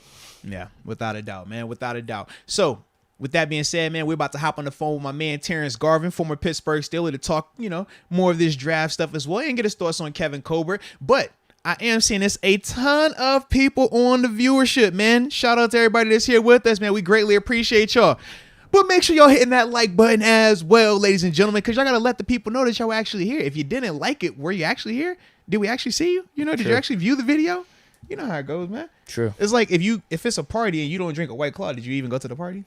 You catch my drift? So make sure I hit that like button. Pretty please. All right. And I do see the supers. We will get all those supers underway when we get off of this phone with TG, but we definitely appreciate y'all support as well. All right. Now, is he going to answer on the first ring? What you think is happening today, man? Yeah. You think so? I ain't gonna lie, bro. He was nervous. He thought he had mixed up the days. He thought we was recording yesterday. Is he going to bring up Addison? I hope so. I hope he does. I was thinking about it. I don't think anything's official yet. It's official enough. That's a whole conversation in of itself. It's official enough. He might bring this up first. Let's see what's going on. He might bring it up first, though, bro. Let's call him up. Let's call up the homie. Call up the homies. Let's. Hello. There he is. TG in the house, ladies and gentlemen. Terence Garvin, former Pittsburgh Steeler, former West Virginia Mountaineer. Those guys are definitely up right now in terms of the future backyard brawl based on the news that dropped this weekend. But my man TG, man, first off, baby, last time we talked to you, it was just after the first round. We gave us our thoughts on Kenny Pickett. Just what was your overall thoughts, man, now that the draft is complete? All the rounds are over. How would you, what were your thoughts on it? In terms of Pittsburgh? Yeah, absolutely. Pittsburgh, more so Pittsburgh, yeah. I thought it was a good draft. You know what I mean? I thought it was a good draft. You've seen the value of, those picks, I guess you could say. So, I like the receiver pick. I really like that pick. Second round, I thought that was a real good pick. I think it's a good player. Yeah. So that was exciting. I like the D lineman pickup. I thought that was a real good pickup as well. DeMarvin, I think absolutely. So, it kind of gives you a little bit. So now it comes down to the Tuitt situation. It puts you in a situation where you got a guy. You got a little help. You got to help, man. You got a little ammo in there, man. So I liked it. I was surprised they didn't go safety at all throughout the draft. That was a little bit surprising. They didn't go safety at all and they didn't go corner as well. So Yeah. If you look, he went all offense. Like if you look, he went all offense for the draft. He looked like he addressed defense all throughout the summertime, and he grabbed two pieces for line. He got a linebacker and a D lineman. Yeah. And he's always getting the linebacker. We see that going in. Come on, man. This is Steeler way. If there is not a linebacker taken, did we even have a draft? We know that's how it goes, man. Inside or outside, but either way, it's going to be an LB. He got that. That's a Vince type linebacker. Set the tone. Know what he gonna do. The mentality. Yeah, you know what he's gonna do. So it was a very Steeler-esque draft. I feel. I think they got a weapon in the slot, got a kick returner, punt returner, in the Calvin guy. And like I said, they addressed. And you were high on him, if I remember correctly. You were high on Calvin. You remember? Yeah, I was excited. I think he's a good player. I think it's a weapon, especially in today's game. If you can win your one-on-one, I think that's an extreme weapon. He's not a big guy. He's a little guy, but like in today's game, you can just win your one-on-one, with all the quick games and all that. Those are real weapons. So I was excited about him. I think he's a real good player. I was surprised to see him still there in the fourth. I thought he was going to go higher than that. But, yeah, I thought he addressed his offense. Like, he went offense in the draft, and he got what he needed in terms of his weapons. So he's got a young offense, you could say, and a defense. That the defense is the plan. You can see the plan is to run the ball and play defense. You can the writing's on the wall, run the ball, play defense, move the sticks. No question. Now talk a little bit about because George Pickens, man, he's obviously the big body, speedy receiver out of Georgia, man. How do you see his role potentially being this year, man? Do you think that he's one of those guys that can come in and play right away, or you think it's going to take a little bit more time for him to crack that roster or crack that lineup with Claypool and Deontay out there already? I think he's one of those guys that's a guy. Like I think that's a real good player. Yeah, I think he's one of those guys that's a guy. Hey, he went up. This is my room. He got that it. He got that rock star to him to where you can see. He's a player. He's got good size. He's got good height. He goes and gets it. He can go take the deep ball. I think he comes in. It's kind of funny that Claypool is the one that calls the kick out. Don't you do that. Don't you do it. Don't you do that, TG. Don't you start that. Don't you start that. It was kind of interesting thing. How ironic. The irony that he would pick and it would be that person. Because I know Claypool's coming up at the end of his contract as well. Yeah, he got two years left on his? Yeah, 2 more. I believe it's just a year left on it. Oh, man. See, this how I get spicy right there. He said, hey, Claypool, you go out there and announce this one. That's the one we want you to go ahead. Yeah, you go call this. That's that one. Can you tap her on the shoulder for me?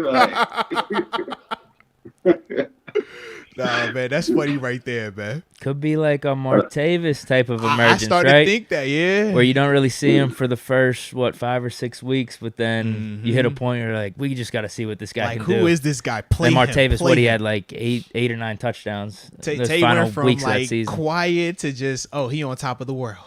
Rock star. I think you see this kid get in the game a little bit quicker than that. Like, you're going to see him. Yeah. You're going to, especially in our world today, like, all the spread offenses and whatnot, you're just going to see him get in the game. It's not going to be one of them things where you don't see him for a little bit. We're going to know what he is and who he is and what he can do.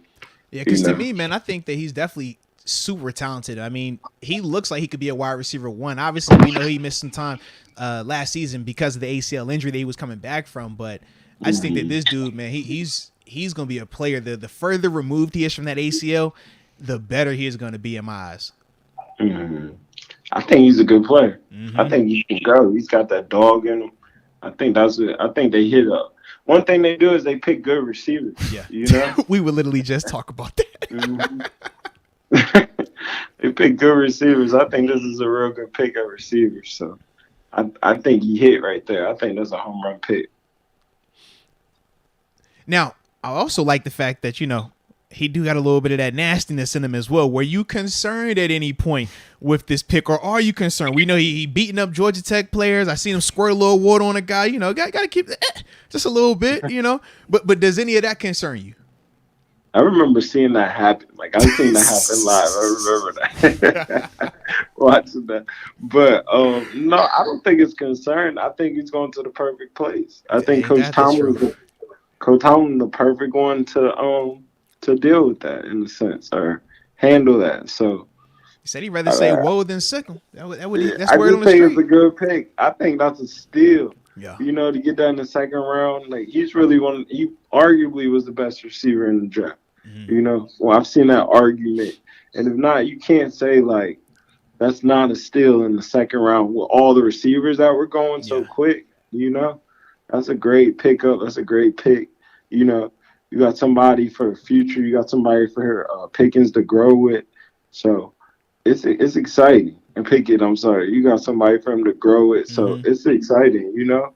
Like, that could be the combination for a minute, you know? Yeah. So I thought it was a real good pick. I thought the Steelers, to me, they had the top 3 draft in the league. To me, I thought they had the top 3 for sure. Now I was going to ask when you said top 3, I need to know who else is included in this thing now. Because I got 2 off the top of my head I'm thinking about. Let me hear who in your list, player. For me, I had Pittsburgh. I had Pittsburgh. I had Baltimore. Okay, that too. Okay. Let me see who your third is. And then I'm sorry. Let me say that. I had Pittsburgh, I had Baltimore. I had Pittsburgh, I had the Jets, and I had the Eagles. Okay. But I had the Eagles you could argue Baltimore for. Eagles, they definitely did. You want to fill in the Chiefs a little bit though? You ain't like what they did? I thought Colts were good too. I like the Chiefs draft, bro. I ain't gonna lie to you. I like those what are probably they the did, top man. 5, 6. Yeah. I would say. I like what the Chiefs overall did. The Chiefs brought in a real good free agent too. On the last hour in that wide receiver out of Clemson. They brought in Justin Ross. Yeah, and then they still drafted Sky Moore, if I remember correctly. Yep. Yeah, they did go Sky Moore. And they got Leo too, right? They got him in the third, I think, late in the third. Yeah, I didn't love that pick. What? He wasn't one of my favorite. But they need a guy on the inside, man. That's the hitter. No, but they got guys in linebacker. They went, I like the cat from was it Nick Bolton? I like him. They got Nick Bolton and they went Willie Gay 2 years ago. They're pretty straight at linebacker. They went with that boy from Purdue. Yeah. Kalafis. Yeah. I can see that, especially the way Frank Clark, I think he's on his last year up there. So, I see what they did. I thought they had a good draft. I just felt like... And didn't they get a corner as well, right? Brian Cook, safety. Yeah, they went corner first round. Yeah, McDuffie, right? First round, and then they also got Joshua Williams from I wasn't in love State. with McDuffie, though. You said you didn't? I wasn't in love with McDuffie. But how did you have him rated, though, compared to, obviously, the guys... because we know Sauce and Stingley were the 2 main guys. I was shocked at how early Stingley went, but we knew both of those guys. He had to go to Buffalo. Chill out, man. Pittsburgh can't have all the good players now, all right? Some of the guys got to go to Buffalo, all right? Some players are in Buffalo. It's okay. All right? I think he's a dog. Come on, man.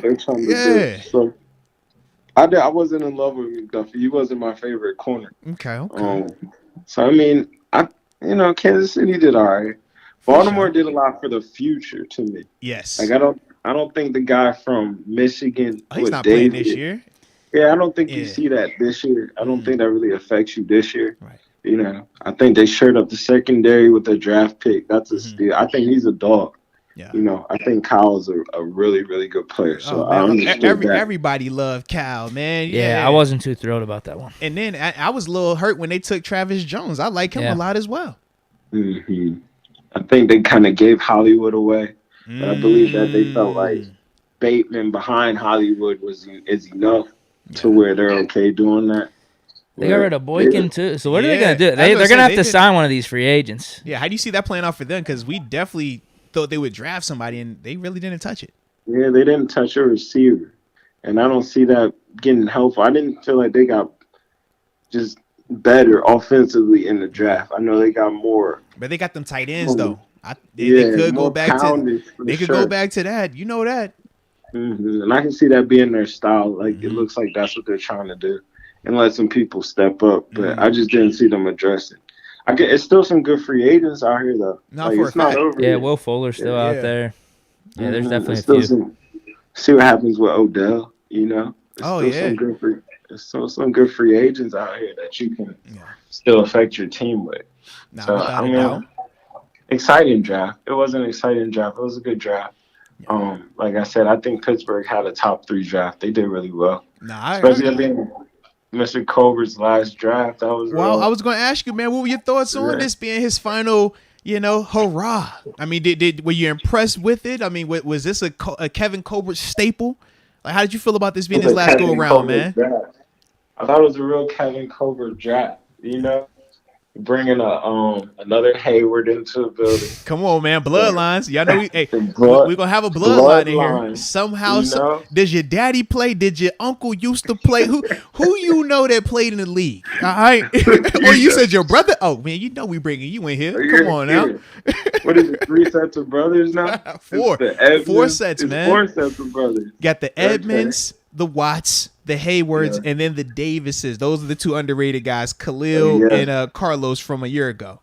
Yeah, man. That's amazing. That's amazing. So, now, do you have a favorite memory about Kevin Colbert or anything, man? Just reflect on him. You know what I'm saying? That's the GM, man. That's the person. He puts his team together. I think he's been a good drafter in these last few years. He always brings a good receiver. Yeah. So I think he did good. I think he struck again. He got a very good receiver that is going to be a player. He went with a hometown guy and the Pittsburgh guy, so he per se righted a Pittsburgh wrong, you could say, possibly. That could be the storyline. Yeah. Boy, he's gonna get a line. He's always bringing a mic in. Got to do that. Linebacker always coming from the SEC. You can bet on that. Every year we tapping into that SEC every year, like clockwork. So, I don't want to call him Baby to it. I don't want to just keep saying that. But bro, what did I text you when it had to it? To it with a capital T. To it. Let's see what you want to do. So it was a very Steeler-esque draft, 100%. And even to. You can see some of the free agents he's bringing in. Like, it might be a steal come out of there. So it's like, I think it was very Pittsburgh-esque. I think he left the program on a high. He left them with a lot of potential to be gotten, a lot of potential to, be fulfilled. Yeah. And like you said, what he started when he came in, it was 4. Now it's 6. So it's like, respect, I like it. Well, I still got to talk to you about it was some other news that took place. Did you hear about it? It was some other news that took place over this weekend. Did you hear the good news? Involving one of the Pittsburgh football teams. Okay? Nothing's official yet. For those that don't know, my man TG, he shot me the text. He says, "Yo, make sure you send this to your boy Deke." That's what he said verbatim. I simply said, "Okay, will do." And then Deke, what did I do? I texted you, right? I said, Deke, TG just sent me this. I sent it to him. Deke. You were just the messenger. You let him know. I was the messenger. I didn't come up with this, but the rumor is that Jordan Addison, the all-world receiver from Pitt, the University of Pittsburgh. Biletnikoff Award winner. Best receiver in college football last year. I heard he's going to SC. They said he's getting paid, NFL money. That's what I'm hearing. Better than some of the rookies. He's getting paid more than some of these rookies coming out this year. That's word on the street, man. And a car. That's word on the street. Man. These boys is taking pay. That's what they said. They said he getting more up front going to SC than he gonna get when he get drafted. I said, "Oh, this is crazy." I think it's no cap. It's no salary cap. Yeah, man. I don't know if you can compete with an SC. That's tough. That's tough. Certain situations like this, like you got to bring in all the big reinforcements. So I can see him being gone. I think that's it's not bad news for the Mountaineers. How do you feel about it if it does happen? How do you feel about it from a whole NCAA landscape, though? Okay, so as an athlete, I think it's dope. Like I get it. There's no rules to it, honestly. And I think they have to try to find some type of way to regulate it. Because I don't think it's coaches calling players, but more players calling players. He's from Maryland. He's from Maryland. So I know that. And I know Caleb's from Maryland. Yeah, they have a connection. I'm sure they ran into each other once or twice. Like they're getting all these NIL deals, all this good money out there in SD. Like if you look at Caleb's deals, his deals have been amazing. Like that was a great decision to go over there. But I wonder, like, what's the timeline though of the NIL deals getting done prior to these guys deciding when they want to even entertain it? You can't be doing it when you're on the other team. Because that's my thing. It just seems like easy to get done. Right, but that deal's not. No, I agree with you on that. But in the sense of, is it off limits though when a guy is currently on the roster or not in the portal? Because I think when a guy's in the portal, but off limits to who? But think about it. Think about like NFL free agency, right?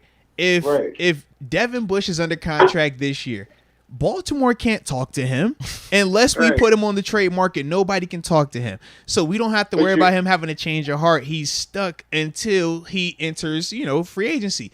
I just think of like when a guy is signed, he's already signed his letter of intent. He's under scholarship. It's like unless he's entered into the portal, how are you even getting on the phone with him to even say, yo, you trying to pull up? You interested? I might have some money for you. Like that's the part for me where I wasn't a fan of that part. I think once he's in the portal, hey man, have at it.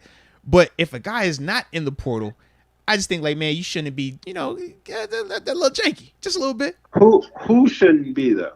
But I think that's you're right. The question. We don't have it governed enough because it could be a booster, it could be a booster in a family member's ear, like you said, the player. Like it's the wild west right now, man. Yeah, if I play over here and you play over there, you play receiver, I can message you and be like, yo, you should come over here and rock with me. There's nothing wrong with that. Yeah. There's got to be a better timeline to this stuff because this is sketchy. Like Addison needs to enter the portal and then have everything else take place after it. With him being on Pitt, it doesn't seem like he was like that dissatisfied with Pitt or anything. It's just all of a sudden now things are coming out. He could be getting more money out there. Yeah. House, all this other stuff, which like you were saying too for the athlete. Like I don't blame him. You got to do what's best for you, but at the time it's kind of sketchy. It's like, bro, how fast did you get this deal done? How fast did you get $3 million, et cetera? How'd you get all that quick? Can we at least? So they're basically getting punished because they got the deal done quick. It's one thing to get it done quick. It's another to get it done before the guy even says he's transferring. That's all I'm saying, man. Because there's nothing out here that he's even entering the portal just yet. It's unofficial. Right, and they already got the deal essentially done, and he's not even in the portal yet. Well, apparently Pitt's making their play for him to come back. Man, Pitt ain't got that type of money. Fitzgerald, Narduzzi, come on. You think Pittsburgh can match that deal? Change his heart? Someone needs to come up with something. Aaron Donald's gonna come out to save the day. Something like that, and not to put all that pressure on him. We need a big boy booster to step up for Donald, this. Fitzgerald, McCoy. Yeah, they got some money. We're gonna need that big boy booster to step. Now, do they care enough to say they want Addison here? That's the other question. They should, because this is gonna be. This has a chance to be our best season in a while. This is huge right here, man. You're talking about SC, but you don't know why he all the way wants to leave either. It could be. That's true. There might have a decent portion of it could be Caleb Williams. Who knows? Yeah. He could want to go play with Caleb. You see these wide receivers getting drafted early. Yeah. Like, come on. At the same time, he got a new quarterback in the building. He might not like that. What's going on in there? Oh, he said he ain't got no JT Daniels. That's what you said. I'm just saying, I wish we had enough for him to come over here. I wish we could get in the hat. I mean, this would essentially be the first college football trade. Yeah, we get Slovis, they get Addison. This is huge. Yeah. This might be the one to change the game, though, because I hear some angry people about this. Oh, yeah, they ain't gonna like that. Yeah. But I still don't. I wonder if him leaving Pitt is going to do it enough on the national landscape. versus like if it was a guy from like Bama. You know what I mean? Like if it was a guy from Bama that everybody's expecting, yo, this is the guy. He's already coming off a hot season. And then he bounces late like this with this process because it's Bama, it's Nick Saban. With that change, or if it was Ohio State or something like that. Just because like with Pitt, we know that they have been down for a while now. They're between last season and obviously the expectations for this season has changed. But as a whole, they're not viewed the same way currently as some of those other programs are right now. Right. I think this is the perfect dominoes, though, because Pitt is, in terms of like a historical standpoint or just cachet, whenever you're talking about programs, like I think this is what people get pissed about. A program trying to build up that isn't historically in the USC. They come and get poached. Exactly. Yeah. Whereas if it was Bama to USC, no one cares. It's just like, all right, Bama's just going to get another 5-star recruit. It's not even going to matter. Yeah. Whereas like Pitt, they're actually building something, a lot of expectation. Like this is like the worst timing and why I think this could maybe change the game or maybe get the storyline. Get a little bit more structure at least. Exactly. Yeah, exactly. Man, it's just honestly, if you don't have enough money, you can't play right now in this game. Like this game's gonna, if it keeps going the way it's going, it's gonna turn into, you're not really gonna see a lot of freshmen get into the Alabamas and whatnot. You'll see it basically be like a JUCO portal, like transfer game, the Marylands, and I'll say at the Pitts, the West Virginias will be the first level players. And then, in a sense, they'll transfer to the Alabamas and the Georgias of the world. Like, I always go back and say, well, and the JMUs of the world, too, right? Transfer to the JMUs of the world. You thought they in there, right? No, JMU's the start. Yeah, we'll take some JMU players. What?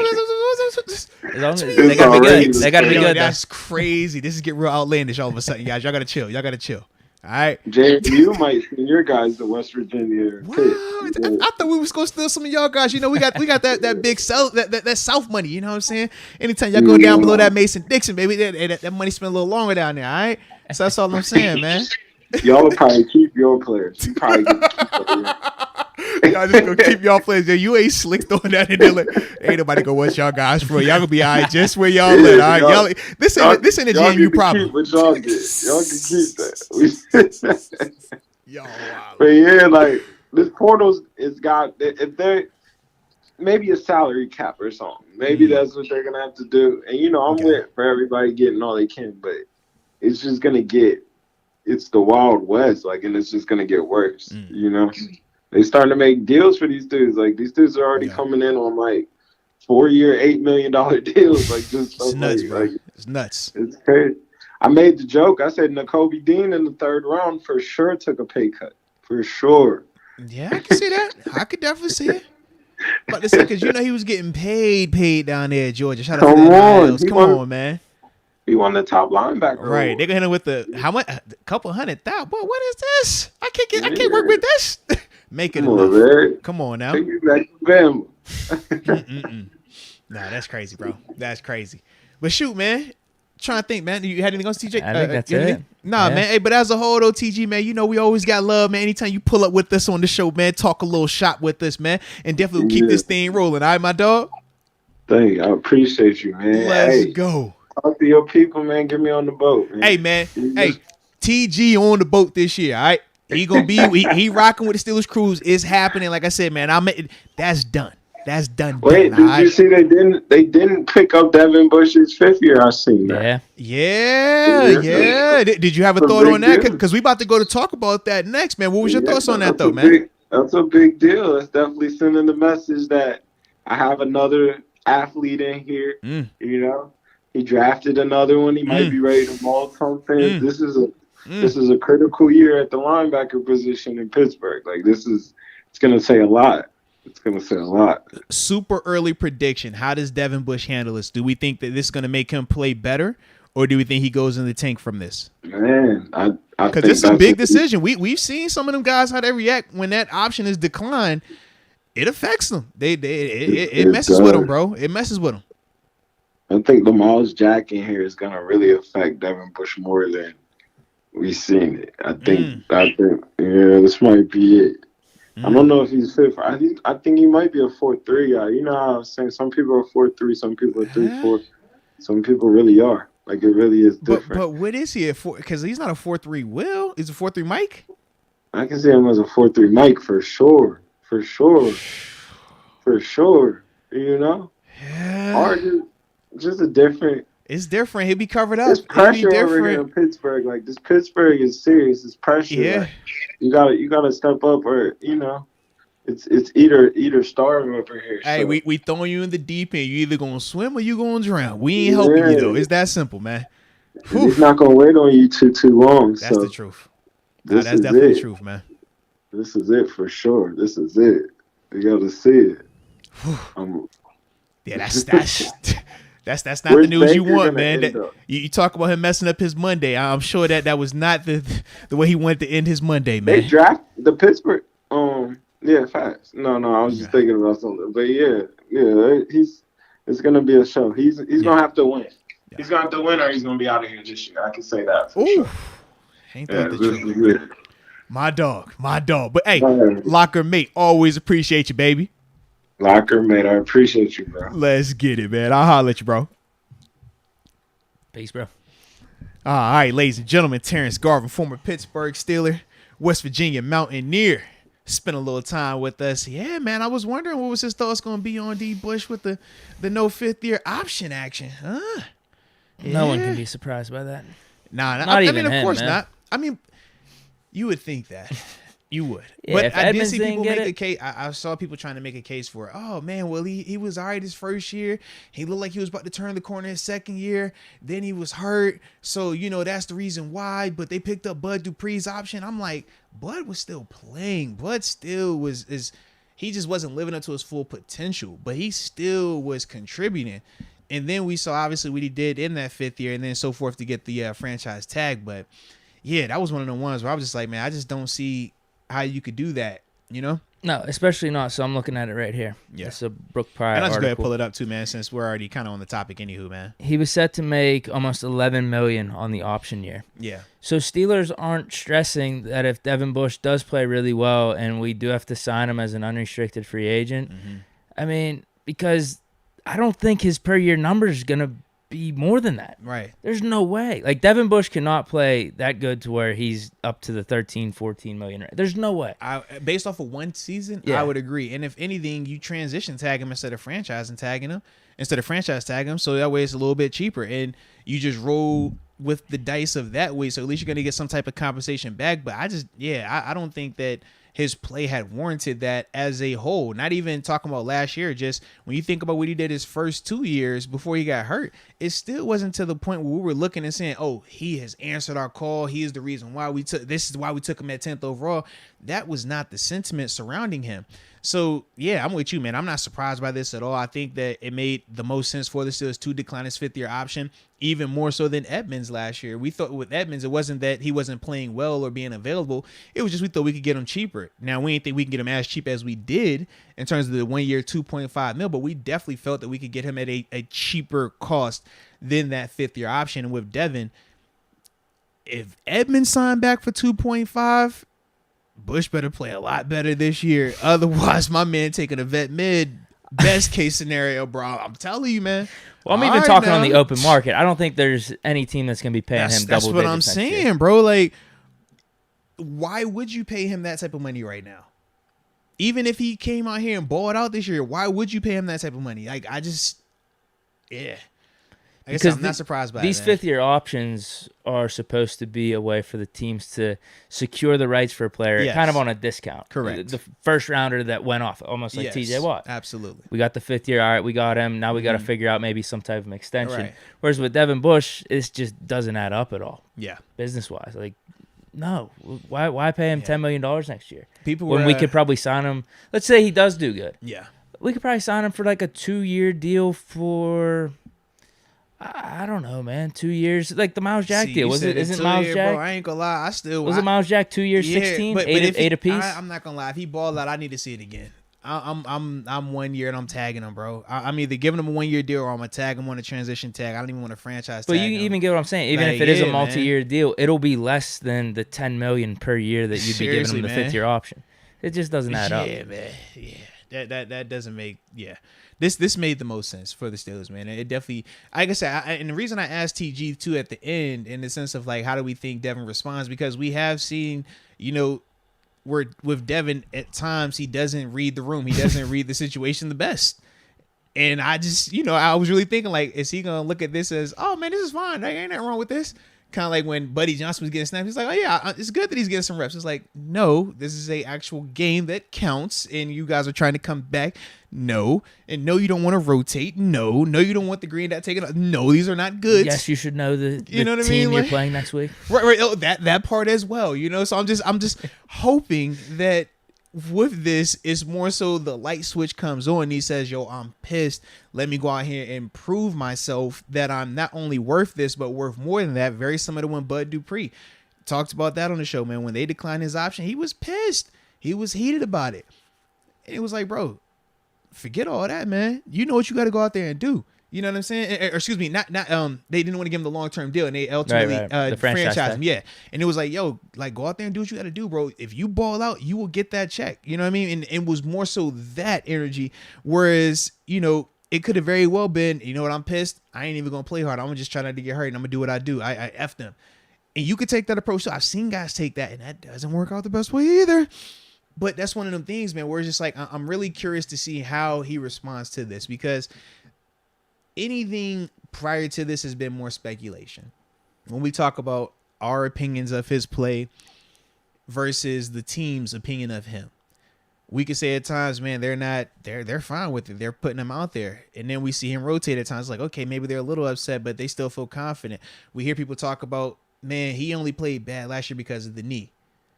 I do think that them declining this option shows that it's a little bit more than the knee. Because if their biggest hangup was, oh, he was just hurt last year and that's why he played bad, you don't mind picking up that fifth year option and saying, hey, I know this guy's going to develop and turn right back into what we thought he could be. But when you see them say, nah, I'm cool on that, I think to me that they looked and said, man, we know that he has to do this and this. He has to improve in there and there and there. And that's not just knee related. And I think that this is more so just the factual element of it. Whereas, like I said, prior to this happening, in terms of the Steelers declining that fifth year option, it was more so speculation, man. But like I said, I definitely hope Devin responds in a positive way to this news, man. He's gonna have to, or he's gonna be like on an Artie Burns career trajectory here. Well, because that was the conversation. It's like, is he one of the worst first round draft picks for Kevin Colbert? They were comparing him to Jarvis Jones, Artie Burns, and Terrell Edmonds in the sense of 4 first rounders. Edmonds is in that mix. Well, no, because those were the 4 that they declined the fifth year option on. So that was why. Because the other guys, it was like, bro, Shazier. Because Ziggy Hood was worse than Edmonds. Right, but it was like all these other guys where they accepted the fifth year option. It's like, all right, well, these guys are quality. I get that. But that was the conversation surrounding Bush in the sense of because what you did to get him. Ziggy wasn't the 10th overall selection. No, I think he was the last pick. The last pick, absolutely. Ziggy, they didn't trade up to get, same with Edmonds, same with Jarvis, same with Artie. Whereas with Devin, we traded up to the top 10 to get this guy. So the expectations were a lot higher in contrast to all those other guys. And that was more so, why they talked about him in the sense of is he, that guy? Does he fall on that list as the worst first round draft pick right now? I was like, not man, right that's now. rough, dude. I wouldn't say put right him now. there. Yeah. But yeah, he does have to play good this year, or else he will be legitimately in the conversation. Because Artie Burns, after his 4th year, he just 1 year deal with the Bears or something. Yeah, well, he's still out there, but he got hurt, and then they brought him back. So. I don't know. He's been just pretty much irrelevant. So for Devin Bush, your NFL career's on the line this year. It pretty much is. Without a doubt, man. Because Burns is pretty much over. I mean, he might get a year here or there. Because like I said, he tore the ACL last year, so that's the only reason why. Really? Yeah, so that's why he didn't play last year. Yeah, he tore it. He signed with the Bears and then tore it in the first week of OTA's minicamp time frame, if I remember correctly. Okay. Yeah. That's pretty much it. Because some other team would probably take a chance on you just because of your first round pedigree. Yeah. Exactly. But man, yeah, if you can't get it together here, because you're gonna have everything around. Yeah. If Tuitt's back, you're gonna have basically everything around you here to have success. Yeah. Already a stud linebacker next to you, a really good defensive line if we're all healthy and Tuitt's back. Solid corners, Minka Fitzpatrick, TJ Watt. You're gonna have everything here. I would agree. Unless it is as simple as what TG said, and he's just not fit for the 3-4. I ain't gonna lie, bro. I'm still trying to see him in a 4-3. I'm as the Mike, he's still gonna be a little small there.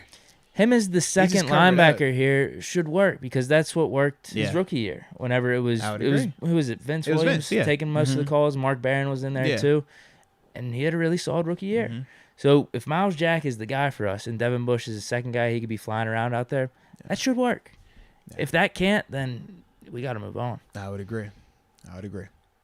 But yeah, it's no gonna surprise. be interesting though, man. It's definitely gonna be interesting though with that. No surprise is the decline 5th-year option, and we're all rooting for Bush. I want him to do and that's well, the obviously. thing too. Yeah, it's never a thing where we're like, yo, we don't want this guy to get paid. We think he sucks. We don't want him to be here. It's like, no, we want him to step up. We want him to live up to that. But when you're just talking from a business perspective, it just makes zero sense to pick up that option.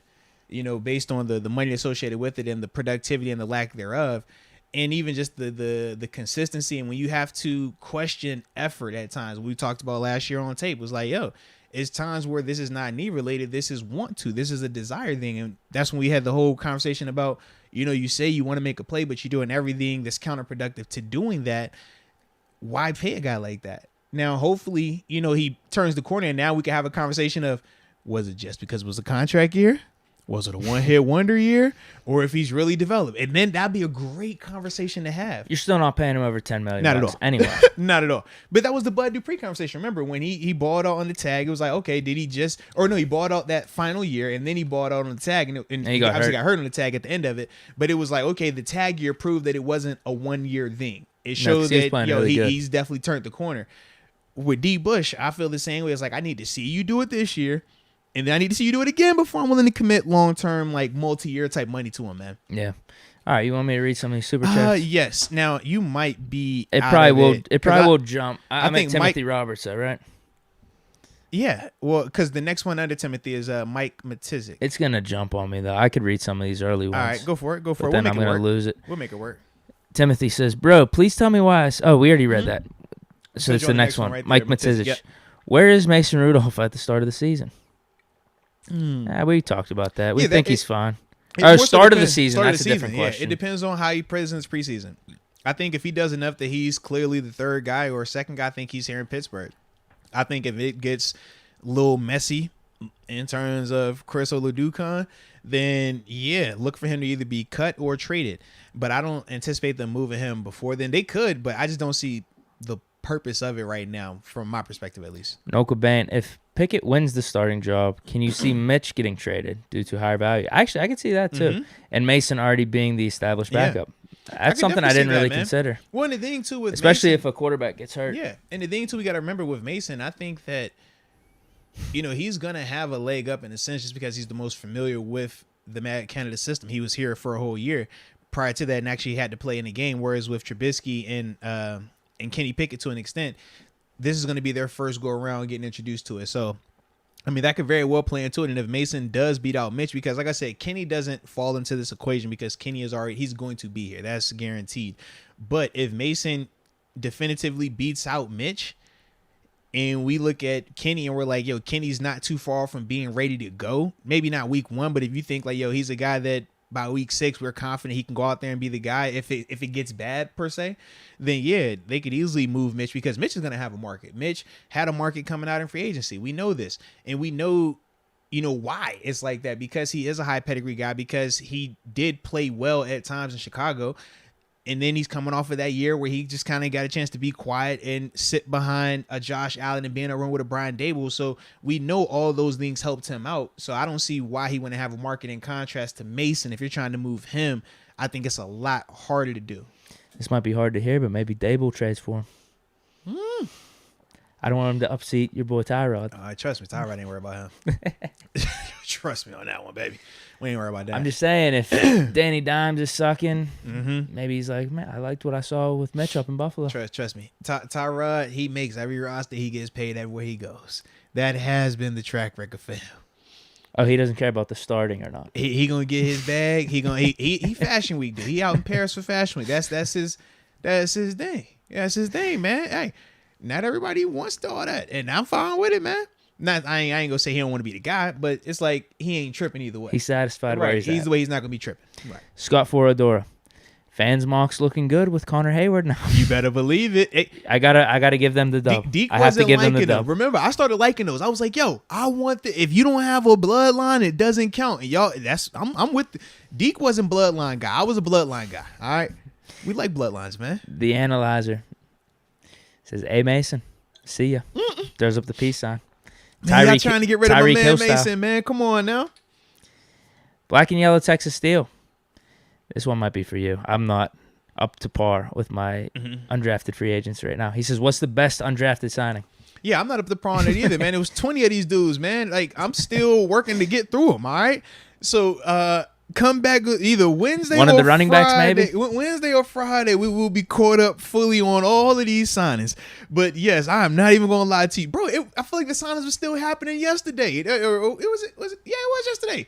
There's some signings going on, man. So, forgive me on that. I have not caught up with all them names just yet. But it's a work in progress, baby. We're gonna hire you right by Wednesday, Friday, 100%. All right, definitely by Friday. But yes, I'm still catching up with all them names, man. That was the part that I'm not gonna lie, I forgot that whole part of the draft. It was like, all right, we focused on the pre-draft, focused on those prospects. Then it's like, okay, we got our guys. Okay, now let me get like real in depth. So I'm like, oh, after the draft, so let me watch film on this guy, watch film on that guy, just so I can get more familiarity. And then it's like, oh, here's a fresh 20 piece. Take them as well. I'm like, dang, going, all right, man, I'm stopping. All right.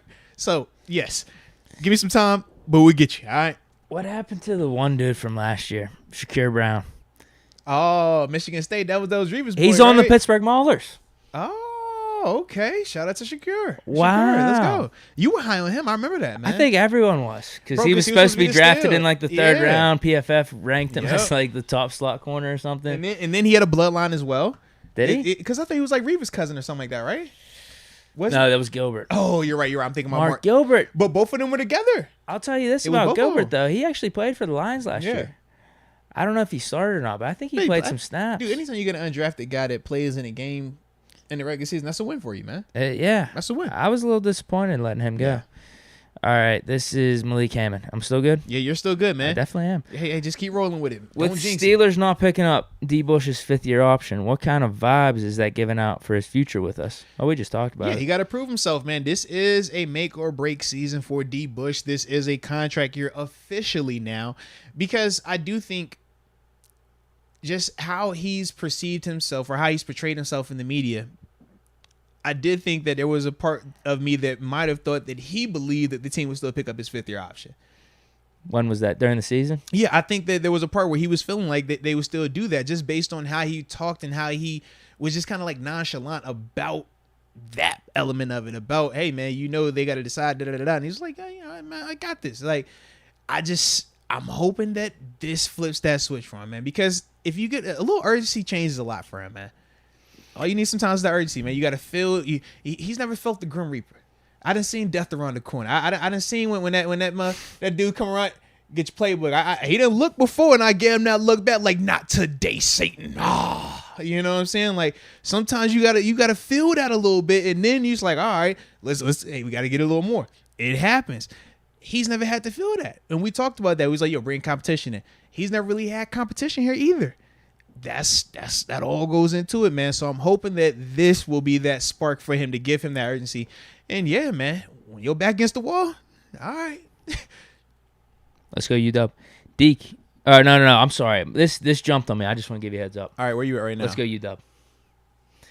All right. He starts off by saying Deke, so he might have a couple. Okay, comments. Yeah, he got a couple. Ooh.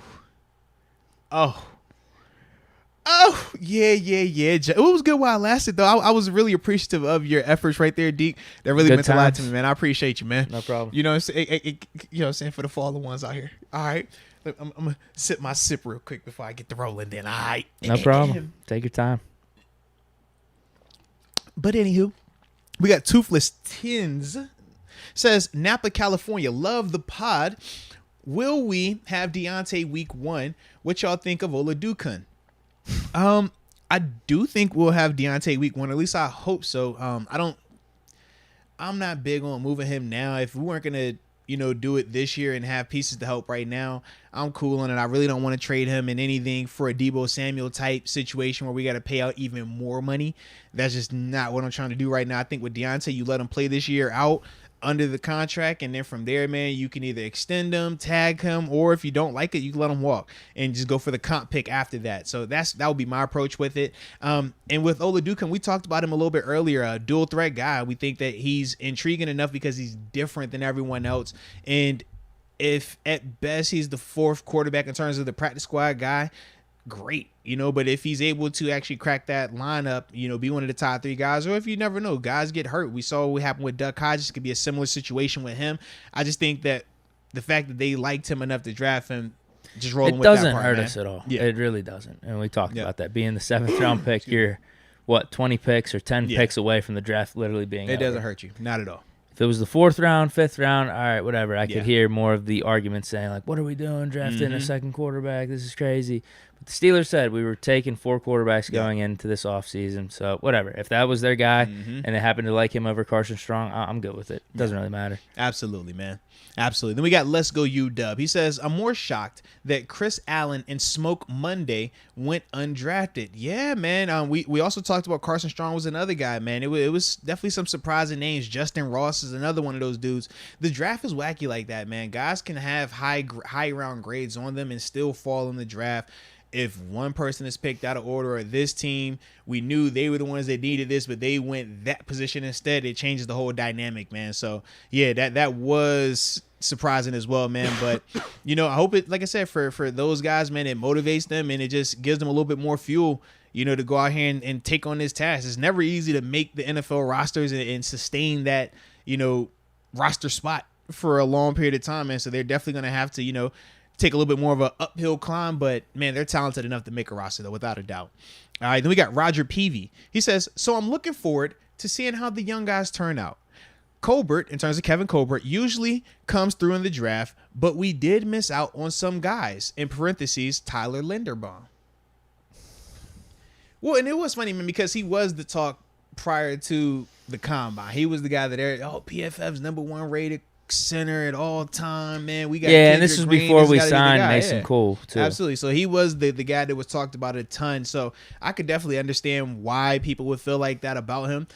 I kind of thought he was a little bit still undersized to me, not like Kendrick Green undersized, but he was still a smaller body guy.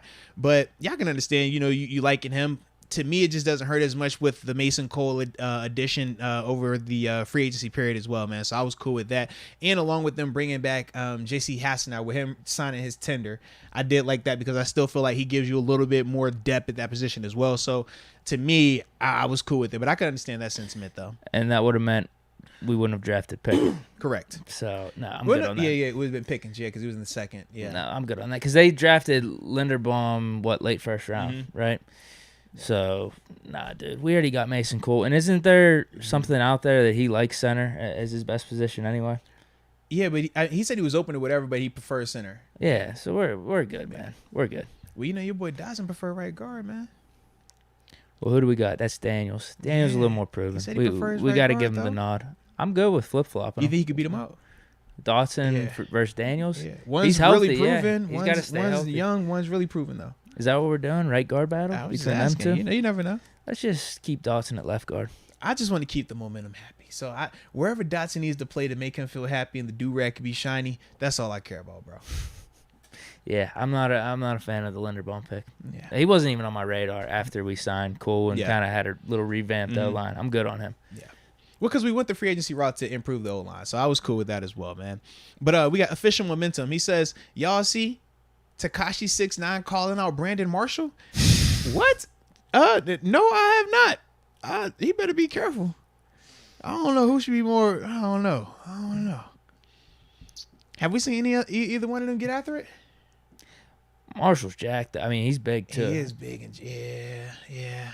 What is this, in a boxing match or what? I didn't see what the call out was, or was it a street fight? Like, is it like a call out like beef, or is it called like on a boxing ring? In a boxing ring, I'll probably go Brandon Marshall. If it's a street thing, I don't know. I might lean 6ix9ine. Even though he was snitching, he's affiliate. He got to know somebody. For you to snitch on the people he snitched on, you got to be involved close enough to know something. So I'm gonna lean on that side of the street. All right, but if it's a boxing thing, give me B Marshall any day. Yeah, I don't know anything about it. That's how I would go. But hey, I don't have any details on that either, man. But we also got Q. He says, I just wanted them to pick up a DB, and we did not do that. Yeah, we didn't. We got some sick receivers, though. Very true. Our offense is going to be, we definitely revamped the offense. I mean, that's the part for me that I do like. I think that the defense as a whole, we have enough over there that it wasn't as prevalent in the sense of like, we got to get a guy early that can come in here and play. I think the DeMarvin Leal pick was the one for us that when we looked around and we said, what's the biggest concern? Is Tua going to be here or not? I think that addressed that question. But other than that, we talked about safety. We said, man, Edmonds, we are very confident. And we just signed Kazzy, too. Absolutely. So it was like we felt like as a whole, we had the pieces. I mean, even we talk about Devin Bush, and it's like we're, uncertain of how well he's going to play coming back this season. But either way, we still feel confident in him to a certain extent that we didn't necessarily feel like, you have to address that position early. I wanted it. I wanted Devin Lloyd. But at the end of the day, it doesn't kill you that it's Devin Bush. Right? I think the DeMarvin Leal pick was the one that is like, if Tua isn't available to you for whatever reason, that's the hole right now. That's the part we got to address. And I think that they did that. So we'll see though, man. Yeah, because I'm with them. I would have liked Woolen in the 4th, but once they picked Calvin Austin, I'm like, all right, I see what they're doing here. This could be really cool. And to me, I still think we still believe in Levi Wallace, Akello Witherspoon, and Cam Sutton. I think that those 3 guys are still going to be good. And you still, if you really want to, you could still go look at some of these veteran free agents out there that are corners as well. There's still some names circulating around there, Joe man. Hayden. So, all right, I was over here like, yeah, because Steven Nelson, he signed. I saw that. Yeah. He's out the market. And it looks like Joe Hayden and the Steelers are on some better terms. Yeah.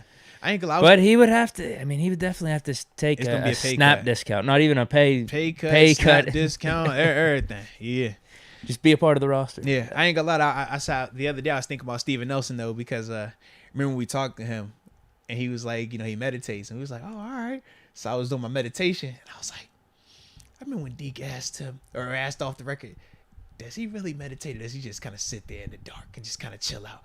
And I was like, you know what? Am I sitting here in the dark, or am I actually meditating?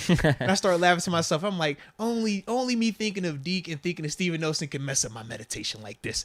Yeah, I spent like 20 minutes just thinking about you and him. So you don't bro. really meditate? It was a bad meditating session. I do, but that wasn't my best meditation session, if we're being fully transparent. You got next day. Yes. But typically, my meditation is perfect. That one right there, I was like, yo, Deke, why are you in my mind? Steven Nelson, why am I thinking about you? And I just kept laughing to myself the whole time I was sitting there, bro. Whole time.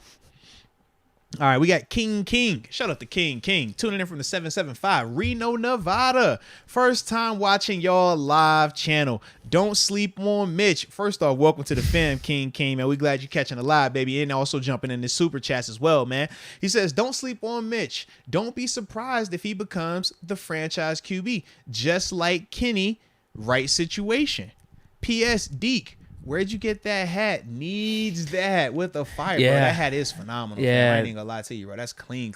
This one I got at the Lids Airport because I told you the rule. Yeah. I told everyone the rule. That is the rule. That's the rule. My Instagram story, you go out to the airport, you're having a trip, you got to buy a hat at Lids. Buy a new hat.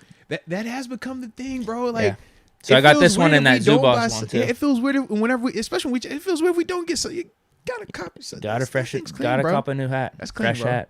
I bought this one and that Zubas Steeler one. And I really like this one. I haven't stopped wearing it. I think it's a good fit for me. Yeah. I like it, man. I definitely like it, bro. Lids out in the airport. I don't know if you can get it anywhere else, to be honest with you. It might just be that place. Yeah. I'm going to have to go through TSA to get it. Oh, Lord. Oh, you're right, because it is on the other side. It is. Yeah, it's in like the main it definitely is, man. With McDonald's, Chick-fil-A, all them. Yeah, it definitely is. You got to go through it. Yeah. But I'm just going through security just to buy the hat. I don't want anything else. I'm not flying. I'm just buying it. Yeah, that'd be interesting how that works. All right, but we got Elijah Barnett. He says, I heard on SNR, shout out to Still Nation Radio, 12 to 2, Monday, Wednesday, Friday for right now, if you want to check out the bowl. All right, he says, I heard on Still Nation Radio them commending Kenny for listening to people around him staying an extra year and not coming out early. Kevin Colbert being one of them with us actually... being one of them with us, actually drafting him, is that tampering? Wait, what? Well, because he's saying that Kenny was getting advice from people to stay in school because his draft stock wasn't as high. And one of those people in the conversation was Kevin Colbert. But we don't know if it was formal or not. So to me, I don't think it's tampering. I think it's one of those things when you share a facility like we do here in Pittsburgh, where it's the Steelers you go on one door for the Steelers side, one door for the Pitt side. You can see everybody. You go to the practice fields. We all right there. When we going indoor to the bubble, we all right there. Dude, we all he got information from Peyton Manning. I'm sure Peyton Manning's pretty plugged in with GMs and whatnot. So it's like, bro, everybody that's my thing. I don't think that it was tampering or anything. illegal per se. I just think that's one of them things, man. Like, no. Yeah, it just happens, bro. Because Peyton Manning, like I said, he was a big part of Kenny Pickett coming back, and Yeah. he got information from, who knows, organizations, GMs, to tell him, like, yeah, right now they got you as like a 4th or 5th rounder. Absolutely. So go back, increase your stock. So basically, he's getting the information from GMs, just like from a secondhand source. That's it. And like I said, I'm cool with that as long as they did it the right way, you know. Hey. Yeah, no tampering. It's kind of like an LLC. It's like it's there, but we know who the owner is. It's like, I know it's you right there. You just got this, so I can't. So that's all that was. It's like, yo, I know the GM gave you the info, but paying you the LLC, you just communicate this way. A little business 101 for y'all, man. Protect your assets, all right? But anywho, we got Darius Mayo. It says competition between Connor Hayward and Derek Watt for fullback. I think that is, my friend. I think that is a very accurate statement. And I like the energy with it too, man. Even though for me... What's your prediction? I'm saying right now... Okay, let me hear it. Hayward practice squad, Derek Watt roster. Okay. And then Hayward maybe in his 2nd or 3rd year takes over. But they want to try to keep all the brothers together, I think. Okay. I don't know if that helps our team, because Connor Hayward might be better. To me, I think both guys make the roster. I do, honestly, bro. I do. Because this is how they'll spin it. They'll have Derek as the main fullback, and they'll use Connor as the move-around guy. Because Connor plays H-back. He's an off-ball blocker, but he's a good blocker. He's fundamental. Gets his hands inside.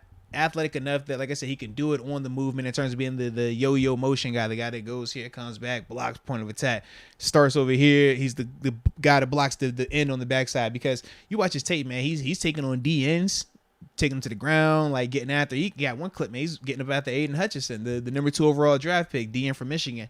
So you see that part. Obviously, he has some receiving ability as well. He's just not he doesn't have one thing that he does great. It's just like, all right, you're kind of good here, and he's not the biggest guy either. That's the other part. But I just think that, man, they're gonna find a way to keep both of them dudes on the roster, and both of them bring you special teams value as well. We know Derek Watt, you know, he's the special teams ace, or at least that's what he's paid to be, you know. But with Connor, I mean, Connor's a return man as well, man. Oh, come on, bro, you saw him. He housed some stuff. All right. Some guys are just football players. He can line up at tight end. I think, watch. Watt and Hayward, they're both going to be here. I think the Davis brothers are the odd man out.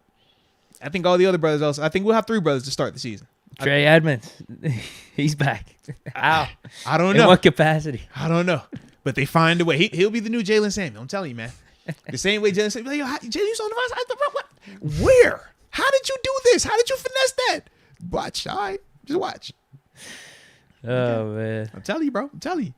Anywho, we got Let's Go UW. He says, hey, now, that linebacker is Vince Williams approved. Talking about Mark Robinson. Now, I did see that, man. And, hey, man, he's one of them dudes. If you are going to be a hitter, you better hit folk. And I do feel like Mark does that, man.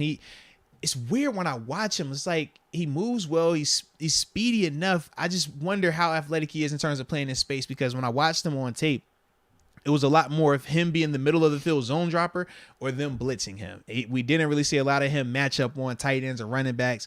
So that's the part for me where I don't understand. You know, I need to just see more of him in that capacity to see like how good he could be there. But number one, I definitely think he gives you the special teams the special teams depth. I like that pick a lot. Like I said, I like the fact when he arrives to the ball, he arrives with bad intentions as well. And like I said, he's just versatile enough that, you know, who knows what it might look like, but if he does get the opportunity, you know you can zone drop with him, which we still do in some capacity, and you know he can blitz. He's definitely the guy that you want to send on the running back. So, shout out to my man Mark. Yeah. Joining that linebacker family. Look like a good flyer pick to me. I'm Yeah. fine with it. 7th rounder. Absolutely, man. Maybe has some more untapped potential at the linebacker position. You want to make me like your draft, get a defensive guy. It's that simple. Yeah. I got to have a defensive guy. And I don't care how many, I just need a defensive guy. I looked around at that point, just like I was talking about with taking the quarterback in the 7th round. I don't think there was anyone else I was really pounding the table for us to get. You didn't want EJ Perry? No, I'm good. You sure, bro? I'm telling you, 6th, 7th round, it really didn't bother me who we picked. You didn't want to go Carson Strong there? No. We got Pickett. Bro. Carson Strong, who? Get him out Come on, of here. man. Yeah, hey, man. The last team that did this, it worked out well. They got 2 franchise guys. No. It worked out well. They had 2 franchise quarterbacks, bro. Last team to do it. 2012. Watched it. It worked out for them. Yeah. Did it though? It did, bro. You had one that was rookie of the year, franchise caliber. I think it worked out for the quarterbacks. It kind did. of, not really RG3. It did. He just and got Washington hurt. hasn't really been that good. He just got hurt. That was it. Washington was still going to the playoffs. Kirk Cousins did his thing, bro. It was the organization, as we've seen. The organization as a whole, it was a lot going on there, bro. Oh, so you're saying Cousins carried him? He had to survive it. Absolutely. Yeah, he was for a 4th-round pick. That's an incredible Come on, pick. man. I will give you that. 100%. Come on, man. That's how we're gonna be saying about Chris. Yo, it's 7-round pick. That's a heck of a pick, bro. Come on, man. Yeah, honestly, for him, if he stays on the roster for like 4 or 5 years and is like a solid backup, that's a hell of a pick. That's a really successful pick. That's what I'm saying, man. Yeah, so for Cousins, 4th round, definitely a good pick. RG3, that's a bad pick. Now, Shanahan probably misused him for sure. He was rookie of the year. He's a Pro Bowler. What are we talking about? That's all he had, though. I mean, he was a bust after that. I know. It's unfortunate. You can't be a bust when you blow out your knee. It's unfortunate. That makes him a bust. It's part of the game. Yeah, because you spent all that capital on him. They traded up for him, too. He gave you a Pro Bowl season at least. You need more. He got the rookie of the year trophy as well. It's cool. Like I said, it was hardware. How's that a bust? That's hardware. It was cool for the individuals, each RG3 and Cousins, because Cousins made a killing out of that for his NFL career. RG3, you're right, got a rookie of the year Pro Bowl. We could see he would have done. I think he would have done really good in the NFL if he would have stayed healthy. I really do believe that. Just think I don't want to throw the bust on. I just think I blame Washington's Phil. Yeah, because RG3 was a dude, bro. Like I remember, man, we said like, yo, this dude's what is this? This is different. Like that was scary at times. It's like, yo, he that first year RG3. I agree. He was, yeah, man. Yeah, that's a tough one though. Yeah, what could have been. But we'll keep it going, though, because I did notice it's 6:06, and I forgot to tell you, we do got to stop at 6:30. I got to cook tonight, bro. Okay. I'm on dinner. So worst case, this is with the plan of B. We're going to keep rolling through these supers, and then we'll finish the supers definitely, and then we'll just table the topics for Wednesday since we're back out there. Those could be at any time. Absolutely. So that's how we're rolling. Should we tease them with the topics? Oh, I mean, you know what I'm saying? Because you want to give them a tease. Just a tip. Oh, we'll wait. Okay, don't give them a tip just yet? All right, we'll keep the tip with us then. All right, cool. Not yet. All right. Najee Loudpack says, Pickens gives us something we've been missing. Grit. He plays like a beast. Something we thought we'd get from Claypool, but he's soft. Last person that had that, AB. This is true. Can I just throw this out there? Hold on. We said what we said. Hines Ward, and Martavis. What about AB, Martavis, and Hines Ward all together? Oh man. He got the feistiness like AB. That's what I mean. Like he will turn up on the field. Feistiness, some of that Hines Ward blocking. Yeah. And then obviously the size like Martavis. No, this is facts. This is facts. He's not as fast as Martavis though. It's like the in between. Between all of them. That's why this is a great combo. AB, Hines. I get it. And Martavis. Wow. I can't believe we found that in the 2nd round pick. This is everything. I mean, I'm just waiting on this. Throw a little Randy Moss in there as well while we at it. Not playing. Now we got 6 Steelers. Maybe a little Plax. There you go, a little Plax. Because jump ball guy. Yeah, jump ball guy. Okay. Yeah, right. Better hands than Martavis. Come on now. Okay. Come on so now.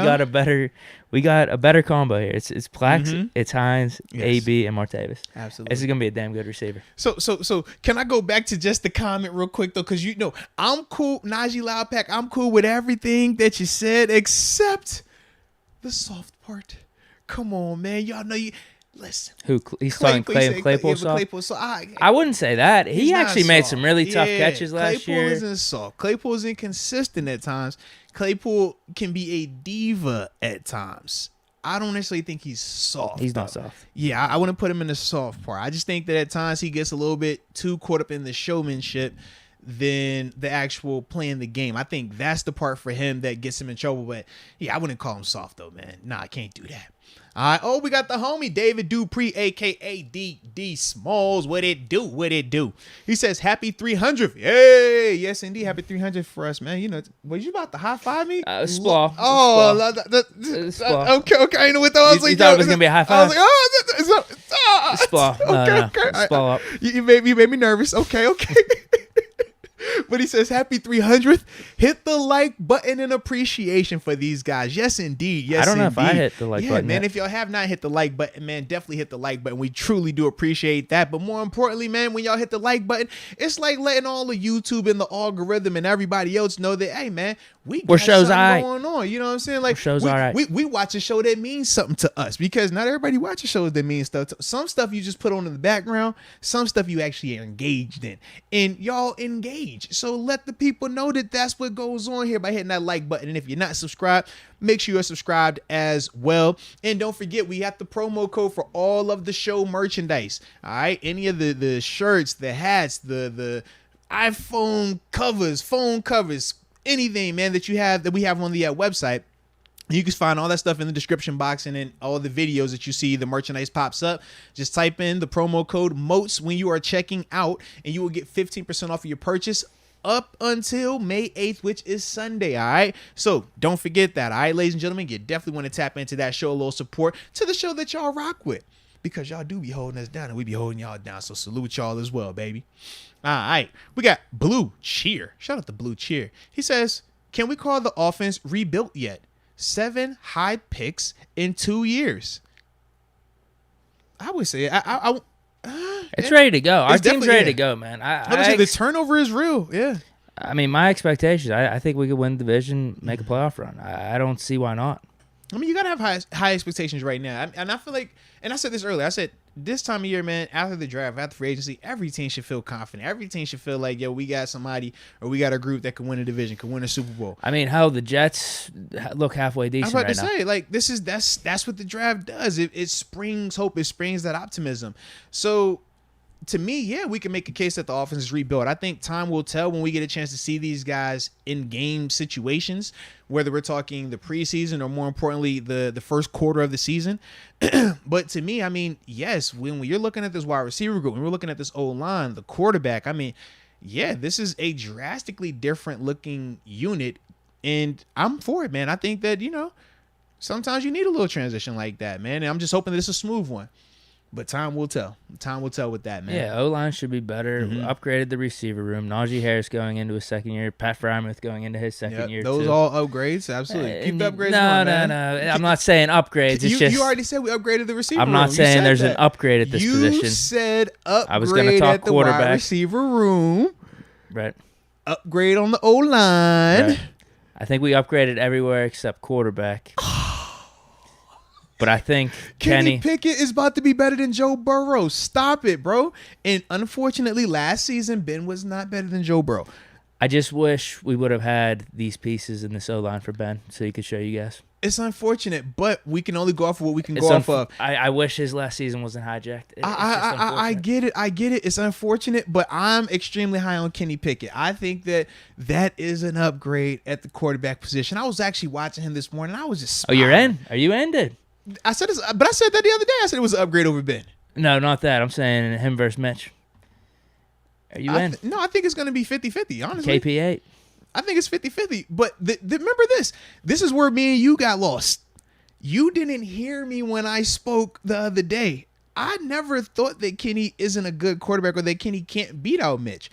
Our disconnect is when you're talking about Kenny being better than Joe Burrow, Deshaun Watson, Lamar Jackson. He can outduel. That's for me. I think he's capable. That's what I'm talking about. But he's definitely capable. You didn't articulate it like that. That's all. It came off a little bit different. It wasn't as I think he's capable. It was more so he can. He will beat those the are the same thing. Those are the same. I'm saying the same thing. You went all King Kong on me. No, I'm saying the same thing. So for me, I just feel like I want to keep that same energy. And all three of those guys were drastically better than 7 last year. So if Kenny is capable of that, then Kenny is definitely an upgrade at quarterback. I'm just keeping what you told me. This is what you said. I didn't say this. You said this. So I'm just taking your words and just keeping them in. Listen, I believe in Kenny. I definitely do. I'm just going to say this in terms of Kenny's season coming up here versus Ben's last year. Kenny will have a support system around him, working with him. Ben not only had to face off against opposing defense, he had to go up against our own organization and the offensive coordinator. So it's tough. It's tough to do that. But we still made the playoffs. But you told me that, it didn't matter. Certain guys are just good enough that it just go out there and make it happen. So with that being the case, I don't necessarily. He had to deal with a really bad O-line. I don't necessarily put all of that in there as like, oh man, dang, I feel bad for Ben. It's like, no, man, Ben should be able to rise up. I think he could have played better in spurts, but at the end of the day, there was just so much against him. I'm just on the Kenny train, man. I just think that it's a major upgrade in certain. I think Mitch's it could be. I think Kenny's, you know what I'm saying? Like the way Kenny moves, I like how he extends the plays. He's got a nice touch on the deep ball. He has some pro-ready throws. He has some NFL caliber throws without a doubt. The biggest question is, can he do it consistently? You know, but 7 at times last year. He's familiar with Heinz Field, man. Yeah, they said he was the best quarterback all last year at Heinz Field, man. That's what I heard, bro. That's what I heard. Depends on what you're looking for. That's what they told me. He was the best quarterback at Heinz Field all last year, Whip Hill included. I was like, dang, even the Whip Hill, like, all right, bet. They was like, yeah, man, you know, hey, that playoff game was on the road, so that don't count. I was like, all right, you're right, okay. What playoff game? In terms of the Steelers and the Chiefs. Because I was like, what about Mahomes? It was like, oh, no, that was on the road. So, you know, he was definitely the best quarterback at Heinz Field. That's what they said, man. I'm just going off of what you told me, too, man. Because you was Kenny for Heisman, man. He got snubbed. I believe you, bro. I do believe he got snubbed. Bryce Young deserved it, but I do think Kenny got snubbed, if that makes sense. Because and Ben was definitely not a snub for the Heisman. You know what I'm saying? So I just think that Kenny's an even better prospect coming out as well, man. Like across the board, it just checks every box for me, man. I don't know about that. I don't care about prospect because that doesn't really mean anything at the end of the day. But Ben was, junior coming? I don't want to get into this, but it was the better prospect between Ben and Kenny. I'm not doing this. Why not? No. I already told you. I wanted Eli Manning coming out. Hopeful Heisman finalist. I'm excited for Kenny, man. I am. I didn't really know about Ben. I'm excited about being at Kenny, Miami. I only knew about Eli Manning because he was Peyton Manning's brother. He played really good at Ole Miss. He was in the Heisman running to it. So I wanted Eli Manning. Well, look, we all gonna know about Kenny Pickett. That's what I'm hype about, man. You know, I'm glad he got the keys to he should get the keys to the car at some point this year, and we will see that upgrade at quarterback, man. It's gonna be a breath of fresh air for all of us, including you, man. He's just gonna have much better around him. You know who else I'm excited about is Deontay Johnson. I was looking at him, I'm like, Deontay, you can be his Jordan Addison, baby. Yep, this house gonna work out. That could work, yeah. Come on now, you see it. Work. You see. I see the similarities. I'm like, bro, that's you. That can be you right there, man.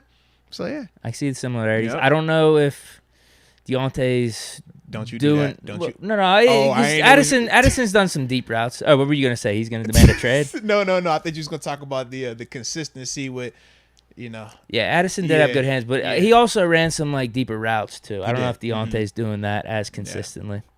I would agree. But no, it's there. I mean, the wiggles there. Yeah, I mean they kind of have similar games. Yeah, shout out to it though, man. The offense is definitely rebuilt and upgraded across the board, except at running back. But we got Najee. We're good. Well, you could say going into a second year, you should only improve. Absolutely. So it'd be an upgrade there. The upgraded offensive line. There we go. And you already know I'm high on Pat Freiermuth for this season. I'm saying 700-800, 10 touchdowns at least. Listen, he's ready to go, guys. He's ready to go. That's all. He's ready to go. I'm hyped for him. Best tight end in that draft? I'm hyped for him. We're going to find out. Time will tell. I'm hyped for him, Kyle Pitts. I'm hyped for him because Kyle the dog. Kyle. But it's a different. They both their game is very different, bro. They play. Kyle's a big receiver, bro. That's what he is. You watch how he run around as a big receiver, bro. Yeah. All right, we got Mr. B Malarkey. He says, guys, I'm hyped on the running back from Duke. Yeah, the one we signed in as an undrafted free agent. He says, if he can brown nose better than Snell, maybe he sees the field. # Snell is the new Marsh. # great job, Colbert. Dang, they throwing Snell on the bench on the Cassius Morris. Oh no! And the running back he's talking about is Mathieu Durant from Duke. That is the gentleman's name. But yeah, man, that's the one thing I say is this, man. Benny Snell is here because Benny Snell makes tackles on special teams. Benny Snell does that at a high level, and that to me is going to be the way if it's Mathieu or any of these other running backs. Supplanting him. We could probably still even bring a guy in. Yeah, we talked about the cornerbacks like that. Yeah, it's going to be based off of them being able to do that part because we're only looking for 30% from this running back, whoever it is, the number 2 guy. Najee's going to be the bell cow still. So you're going to need that other guy to be able to get them tackles on special teams, man, do all that other type of grit work. Because Marlon Mack got signed. It's another dude out there, though. Oh, man. Hold on, let me see.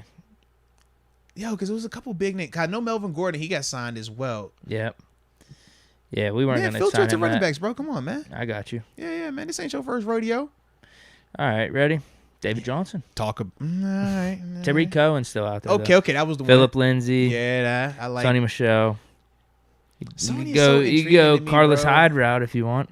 Yeah. How old is Carlos? He's what, 27? 31. Never mind. Elbow. That's your guy. No, we can't do Bell. Oh, if this was okay. last year. I like, said man. yeah on Bell last year, but time's moved on. We're Okay. done with Bell. Yeah, so not too much out there, but enough if you're not What satisfied. about Murray? The cat from Latavius Baltimore Murray's last year, there, 32. Yeah, but I just think in what we're looking for. He's that like role, a freak of an athlete. Though. Yeah, with that role, I just think like it could work. It could definitely work, man. Okay, so there's people out there. If we're not satisfied with the running back room. All right. Next up, we got Mike Matizik. He says, is Louis Riddick going to replace Kevin Colbert as GM? News reports said he went in for a second interview. Who is this? Your pick as Steelers' next GM? What was the highlight of Kevin Colbert's career as a GM? Yeah, I did see where Louis Riddick is going back for that second interview. I like that a lot. But part of me, after this draft, it does kind of make me feel like they're doing the Malik Willis in that route, in the sense of they know Kenny. Kenny was next door. They have really intimate access and knowledge to him, very similar to how they know Brandon Hunt and Omar Khan.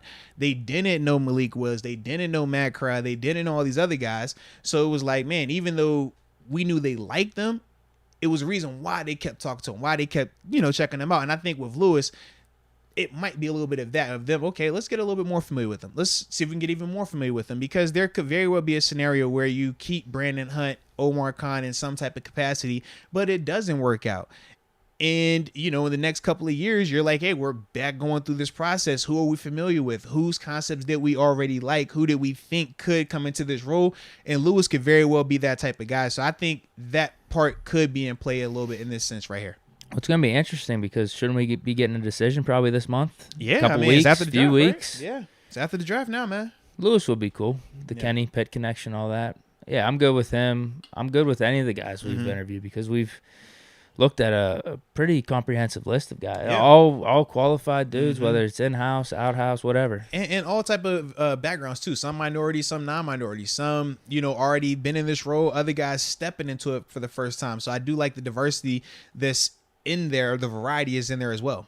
Yeah, just don't screw it up. That's all. Yes. We're on Kevin Colbert left us in some good hands. We're in a good spot right now. And the highlight of Kevin Colbert's career as a GM, to me, it was when he re-signed me for my contract, because it gave me a lot of money, and I will never forget that moment. And I always hug him when I see him and tell him thank you so much. So that's my personal favorite moment of Kevin Colbert as a GM. But I guess my second moment would probably be... Actually, it would be when they drafted my dog Shazier, because we came in the same time here, man. So that was a fun thing. And Shazier was a heck of a player. It just sucked how everything played out, with him getting hurt like that. But that would be my personal things, because, like I said, I wasn't here for, Big Ben getting drafted. I wasn't here for some of the other, legends that have come through here in terms of being drafted or undrafted or just free agent signings. I wasn't here for those guys. But to me, those two moments I always think very fondly of when I think of Kevin Colbert, man.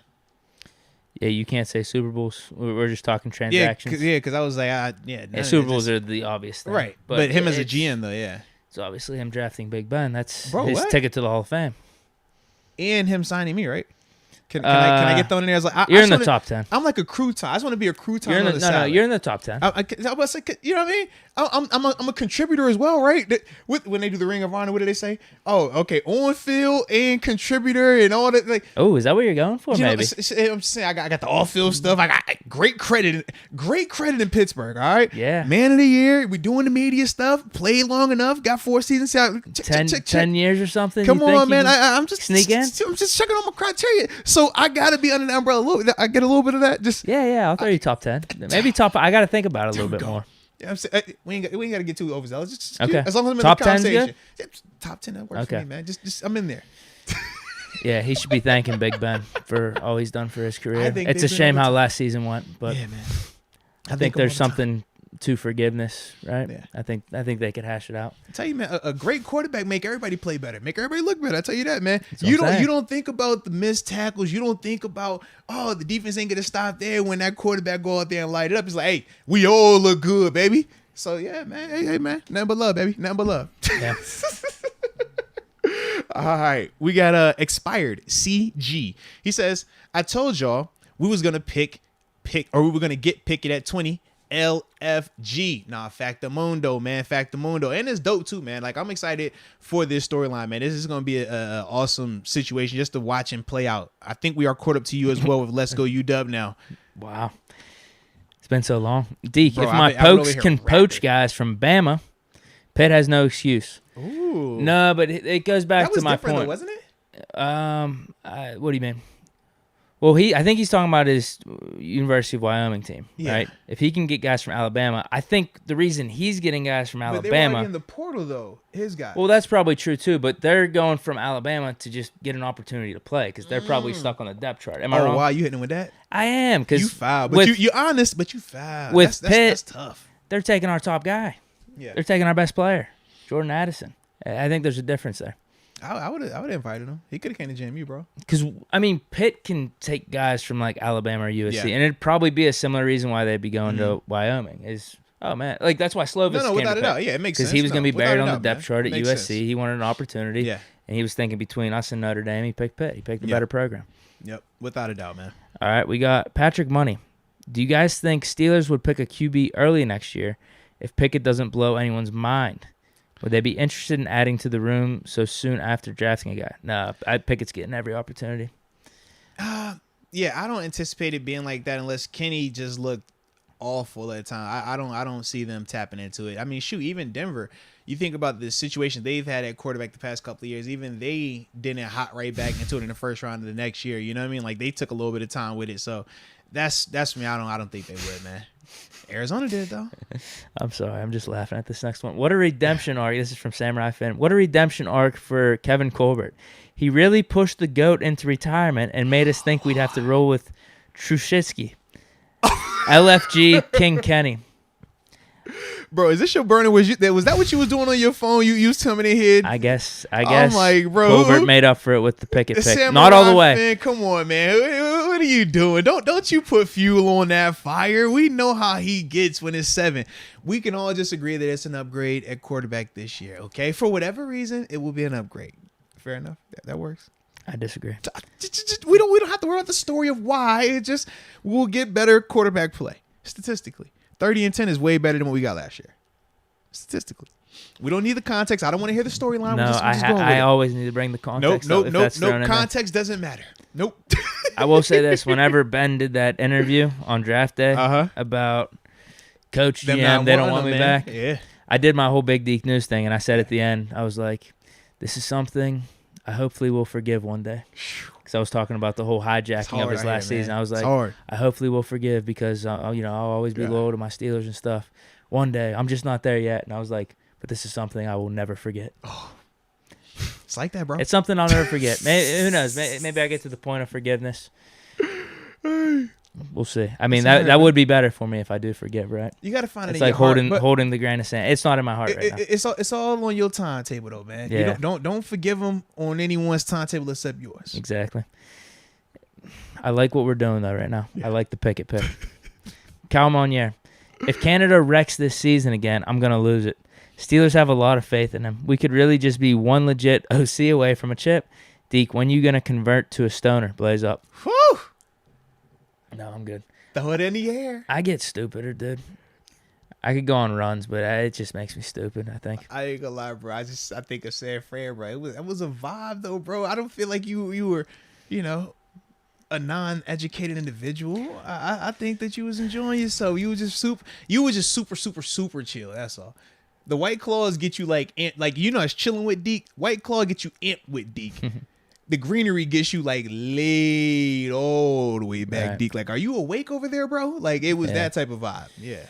I'm not going all the way stoner. I'm just telling you that right now. I can't. Nope. Here and there, certain times. Yeah. I'm not gonna lie to you. I'm all the way stoner. It's a part of my. It's doctor's orders, actually. I talk to my therapist. I have multiple, and they're like, "Yep, this is if that helps, go for it, man. There's nothing wrong with that, and it's organic." I was like, "You're right," but I will say I was upset for all my stoners out there. I had a moment where I had my little pen, and I got the flickering light. It let me know that it wasn't. I need to charge it. It's like the worst feeling ever, bro. It happens. I was like, bro, how? Like, oh yeah, and I forgot to charge it. So I was definitely even more upset with myself about that. Had to wait a little bit. Yeah, but trust me, man, I'm all for the greenery. Yeah, and I got a new plant today too, man. I'll tell you, man, I'm a greenery guy, man. You're making your own? No, not that. Like I have like plants. Like I put a little picture up, man, on the community page, man. It's, I got a couple plants. I name my plants too, man. Okay. Yeah. It says Male, good for like female? your mental health. It's good for your mental health. So I have 2 that are guys. I got. How do you know? Well, because I name them guys' Okay. names. One Snoop Dogg and one Wiz Khalifa. Snoop is on the left, Wiz is on the right, but that's the vibe. I just caught me a new one today, but it's like a mix of like a fig and like 2 other plants. I got to do a little bit more research on it and everything like that, but I just love how it looked. I haven't found the name, but I'm like, since it's a 3-piece, it might need a little freaky name to it. I might call it Freaky Deke or something, because I know how you roll with, I'm saying, you 3-man weave that thing sometimes. You and Earl Thomas in there, man. You got to be careful. No, that's not my style. Nope. I'm good on that. Maybe I should call the plant Earl, because it is 3 separate plants in the same I think that's pot. a good plant name, That could Earl. be, so like, yo, that's Earl. That's Like, a good what's plant Earl? name. It's Earl, man. It's Earl a little while. That might be the name. That's how it comes think that's to me, the name. bro. It feels like Earl, bro. It might be Earl. You got to stick with it. It's Earl, bro, because it's definitely a 3-way. It's 3 different plants in the same plant. It's the craziest thing ever. I like it a lot, bro. Yeah. So yeah. All right. Ooh, it's 6:30 though, bro. So let's see. Let's see. I'm at Q. This thing jumped on me again. It so did. I don't even know where Q is. Okay, so what we'll do is this, man. As we've done in the past. Oh, all right. How many we got? Simpsons. Hey. Oh, yes. It's a whole lot of them. Can we fly through or no? Let's try. Want to try that? Can you extend to 640? Let's do it. All right. For the culture. We won't react as much. We'll just say, hey, But give him a thumbs up. Yeah, because it does mean a lot to us. It so, does. Yes. We don't want to let's just do fly it, man. through, but Let's do it. All right. You got to make dinner. You're right, and I don't want to get in trouble. All right, so here we go. Patrick Money, or did you read? Yes, No. yes, you did. have. Yeah, we're at Scrooge Greedy. That's what it was. I was about to say, which then one I'm we at stopped Q. on? Because it was the Blaze Up, the stoner one. Okay. Absolutely. So we're at Scrooge Greedy. He says, man, I'm very impressed with how we getting down in the draft. Steeler Nation, Tulsa style. Huh. Okay. I rocks with it, baby. I rocks with it. No, the draft was definitely dope though, man. Like we hit it the right way, man, without a doubt. And shout out to all the people out there in Tulsa too, baby. Big love for y'all, man. Big ups to you for supporting the Steelers out there. Then we have Official Momentum. He says, hey, inboxed Marshall's DM and talked reckless, talking about Tekashi 6ix9ine to Brandon Marshall. That is nuts, man. I did not know that was going on, but it gives me a great time to plug the social media pages at Moats World, so that way you can get all the show content, man. You're seeing a lot more reaction videos, a lot more content being placed out there, man. The easiest way to keep up with us is on those pages like that, man. IG, TikTok, Twitter, at Moats World, man. Definitely check that out, man. You know what I mean? If you got show stuff y'all want to talk about and everything like that, that is the place. All right, let's see what we have next. Is Q. Hey, and Jacob Malacio. Hold on, I got beef. Jacob Malacio, he just called me. I'm at Q, so if you want me to read it off. Considering? Yep. Okay. Before you read that, Jacob Malacio, he says, hey, Stephen A. Smith doesn't hurry up and get off air because he has to cook. Listen, Dagon, I'm not Stephen A. All right? Stephen A. works for ESPN. All right? And that's why he doesn't get off. I'm self-employed, but I'm technically employed by my wife, all right? So when wifey say, it's time, I like to keep the pace in the house, all right? Why you think I be offering to cook? I be trying to do, babe, I'm going to wash the dishes, babe. You know what I'm saying? Just tell her we were late because we You were feel talking me? about Connor Hayward. That's what it is. That'll make it all better. And we were singing a Bay Area songs because she's from San Fran. So, that's anything San Fran related, we can get away with it. Like, babe, we was talking about Najee. You know Najee, this. You know how we do in the Bay Area. You know what I'm saying? Yay area, hyphy. You know what I mean? We going to go that route with it and hopefully be all right? So, yeah. But, yeah, that's the difference, though, Mr. Jacob Malacio. That's the difference. This is on Hayward and Watt. Q says, considering we don't even use a fullback, they will both be on special teams. Yeah, you bring up a good point. I'm just hoping that the new version of Matt Canada because, Canada was handcuffed last year. He could not run his offense.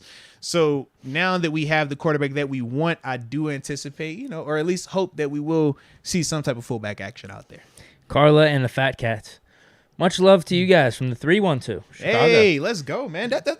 You were just out there, baby. Yeah, question for me. Hey, Deke, if Ben is still on the team, could Pickett beat him out to start? Mm-hmm. Peace. 420. Mm-hmm. Pickett ain't getting drafted if Ben's still on this team. But if he was, my money would be on Kenny. I'll take 7. Give me Kenny Pittsburgh. I'll take 7. I feel bad for Kenny. He's gonna have to wait a little bit. Kenny was going to do something that Ben couldn't do last year. He could outdo Joe Burrow, Lamar Jackson, and Deshaun Watson, man. Come on, bro. My man, hey, give me Kenny. Versus last year one? Versus last year 7?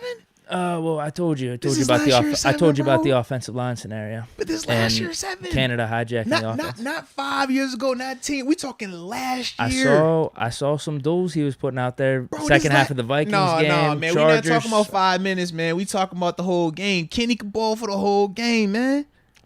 I'm just telling you, man. Ben was also injured throughout all of last year. After that Raiders game. Come on, man. After that Raiders game. Kenny had a small hand. Kenny double jointed. That's a competitive disadvantage. He's double jointed. He has to snap the joint out every time he gets the. I'm worried about him now, though, about that DeAndre Hopkins suspension. I hope he doesn't get caught with handstands. Come on.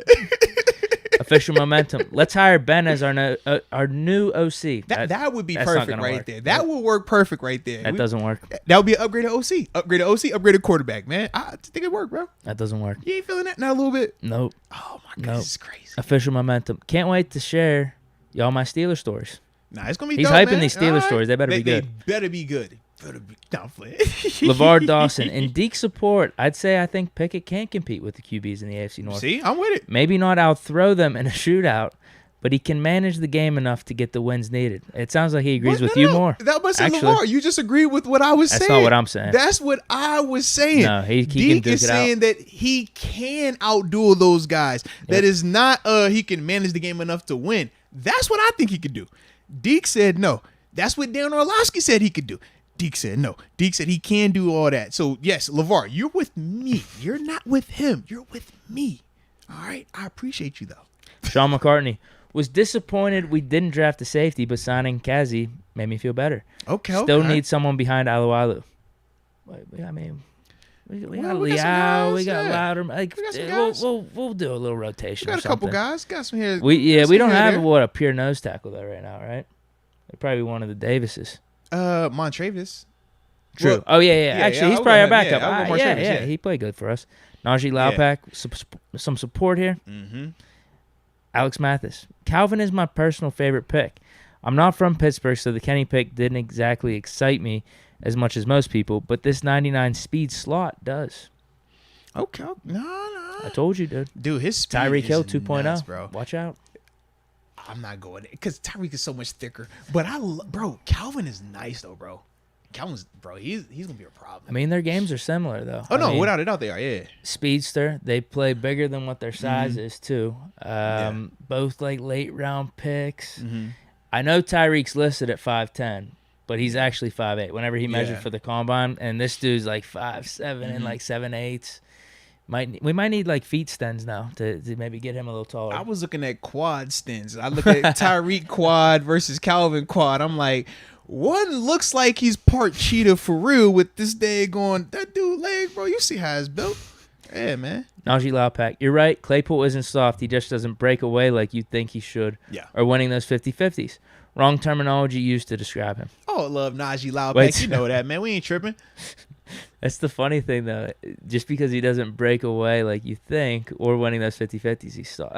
Winning 50-50s, I could see why you would relate that to soft. And I would also say, if you think a guy should be able to break tackles, like imagine if Najee always went down on one guy hitting him. Yeah. Like, that would be an issue. We would be like, yo, is he kind of soft? Like, he don't want to fight through this? Like, why isn't he giving at least us James more? Washington would throw a stiff arm or two here. Yeah, absolutely. Whereas with Claypool, we know it's like, he doesn't really give you a lot of that. Yeah. That's fair. Let's go UW. NFL disapproved Hugh Jackson's allegations.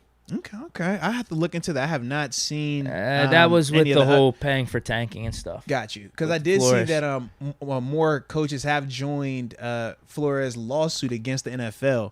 So that's the part that I want to be interested. I don't know enough right now about the Hugh Jackson situation. J Hall giving us some support. Hey, salute you, baby. We appreciate you as always. Official Momentum, May 13th. Let's go. Yes, indeed. Shout out to you, Official Momentum, for reminding us for that as well. Yes, May 13th at 6 p.m. We will be having a live broadcasting at Southern Tier Brewing Company right here on the North Shore in Pittsburgh, man. You don't want to miss it. I put the flyer up in the community page so you can get all the details of it. It is free of charge, man. Come kick it with me and Deke as we record one of these shows live, baby. You know what I'm saying? Because, you know, they show love, so we're going to show them love, all right? And for those, you know, Southern Tier people out there, or the people that just, you know, like to indulge in a little bit of the adult beverages, on gopuff.com, if you use the promo code 2X_Moats, you'll get $10 off of your first purchase, man, on any of your alcoholic or adult beverages on that website, man. So that's gopuff.com, and it's promo code 2X_Moats, all right?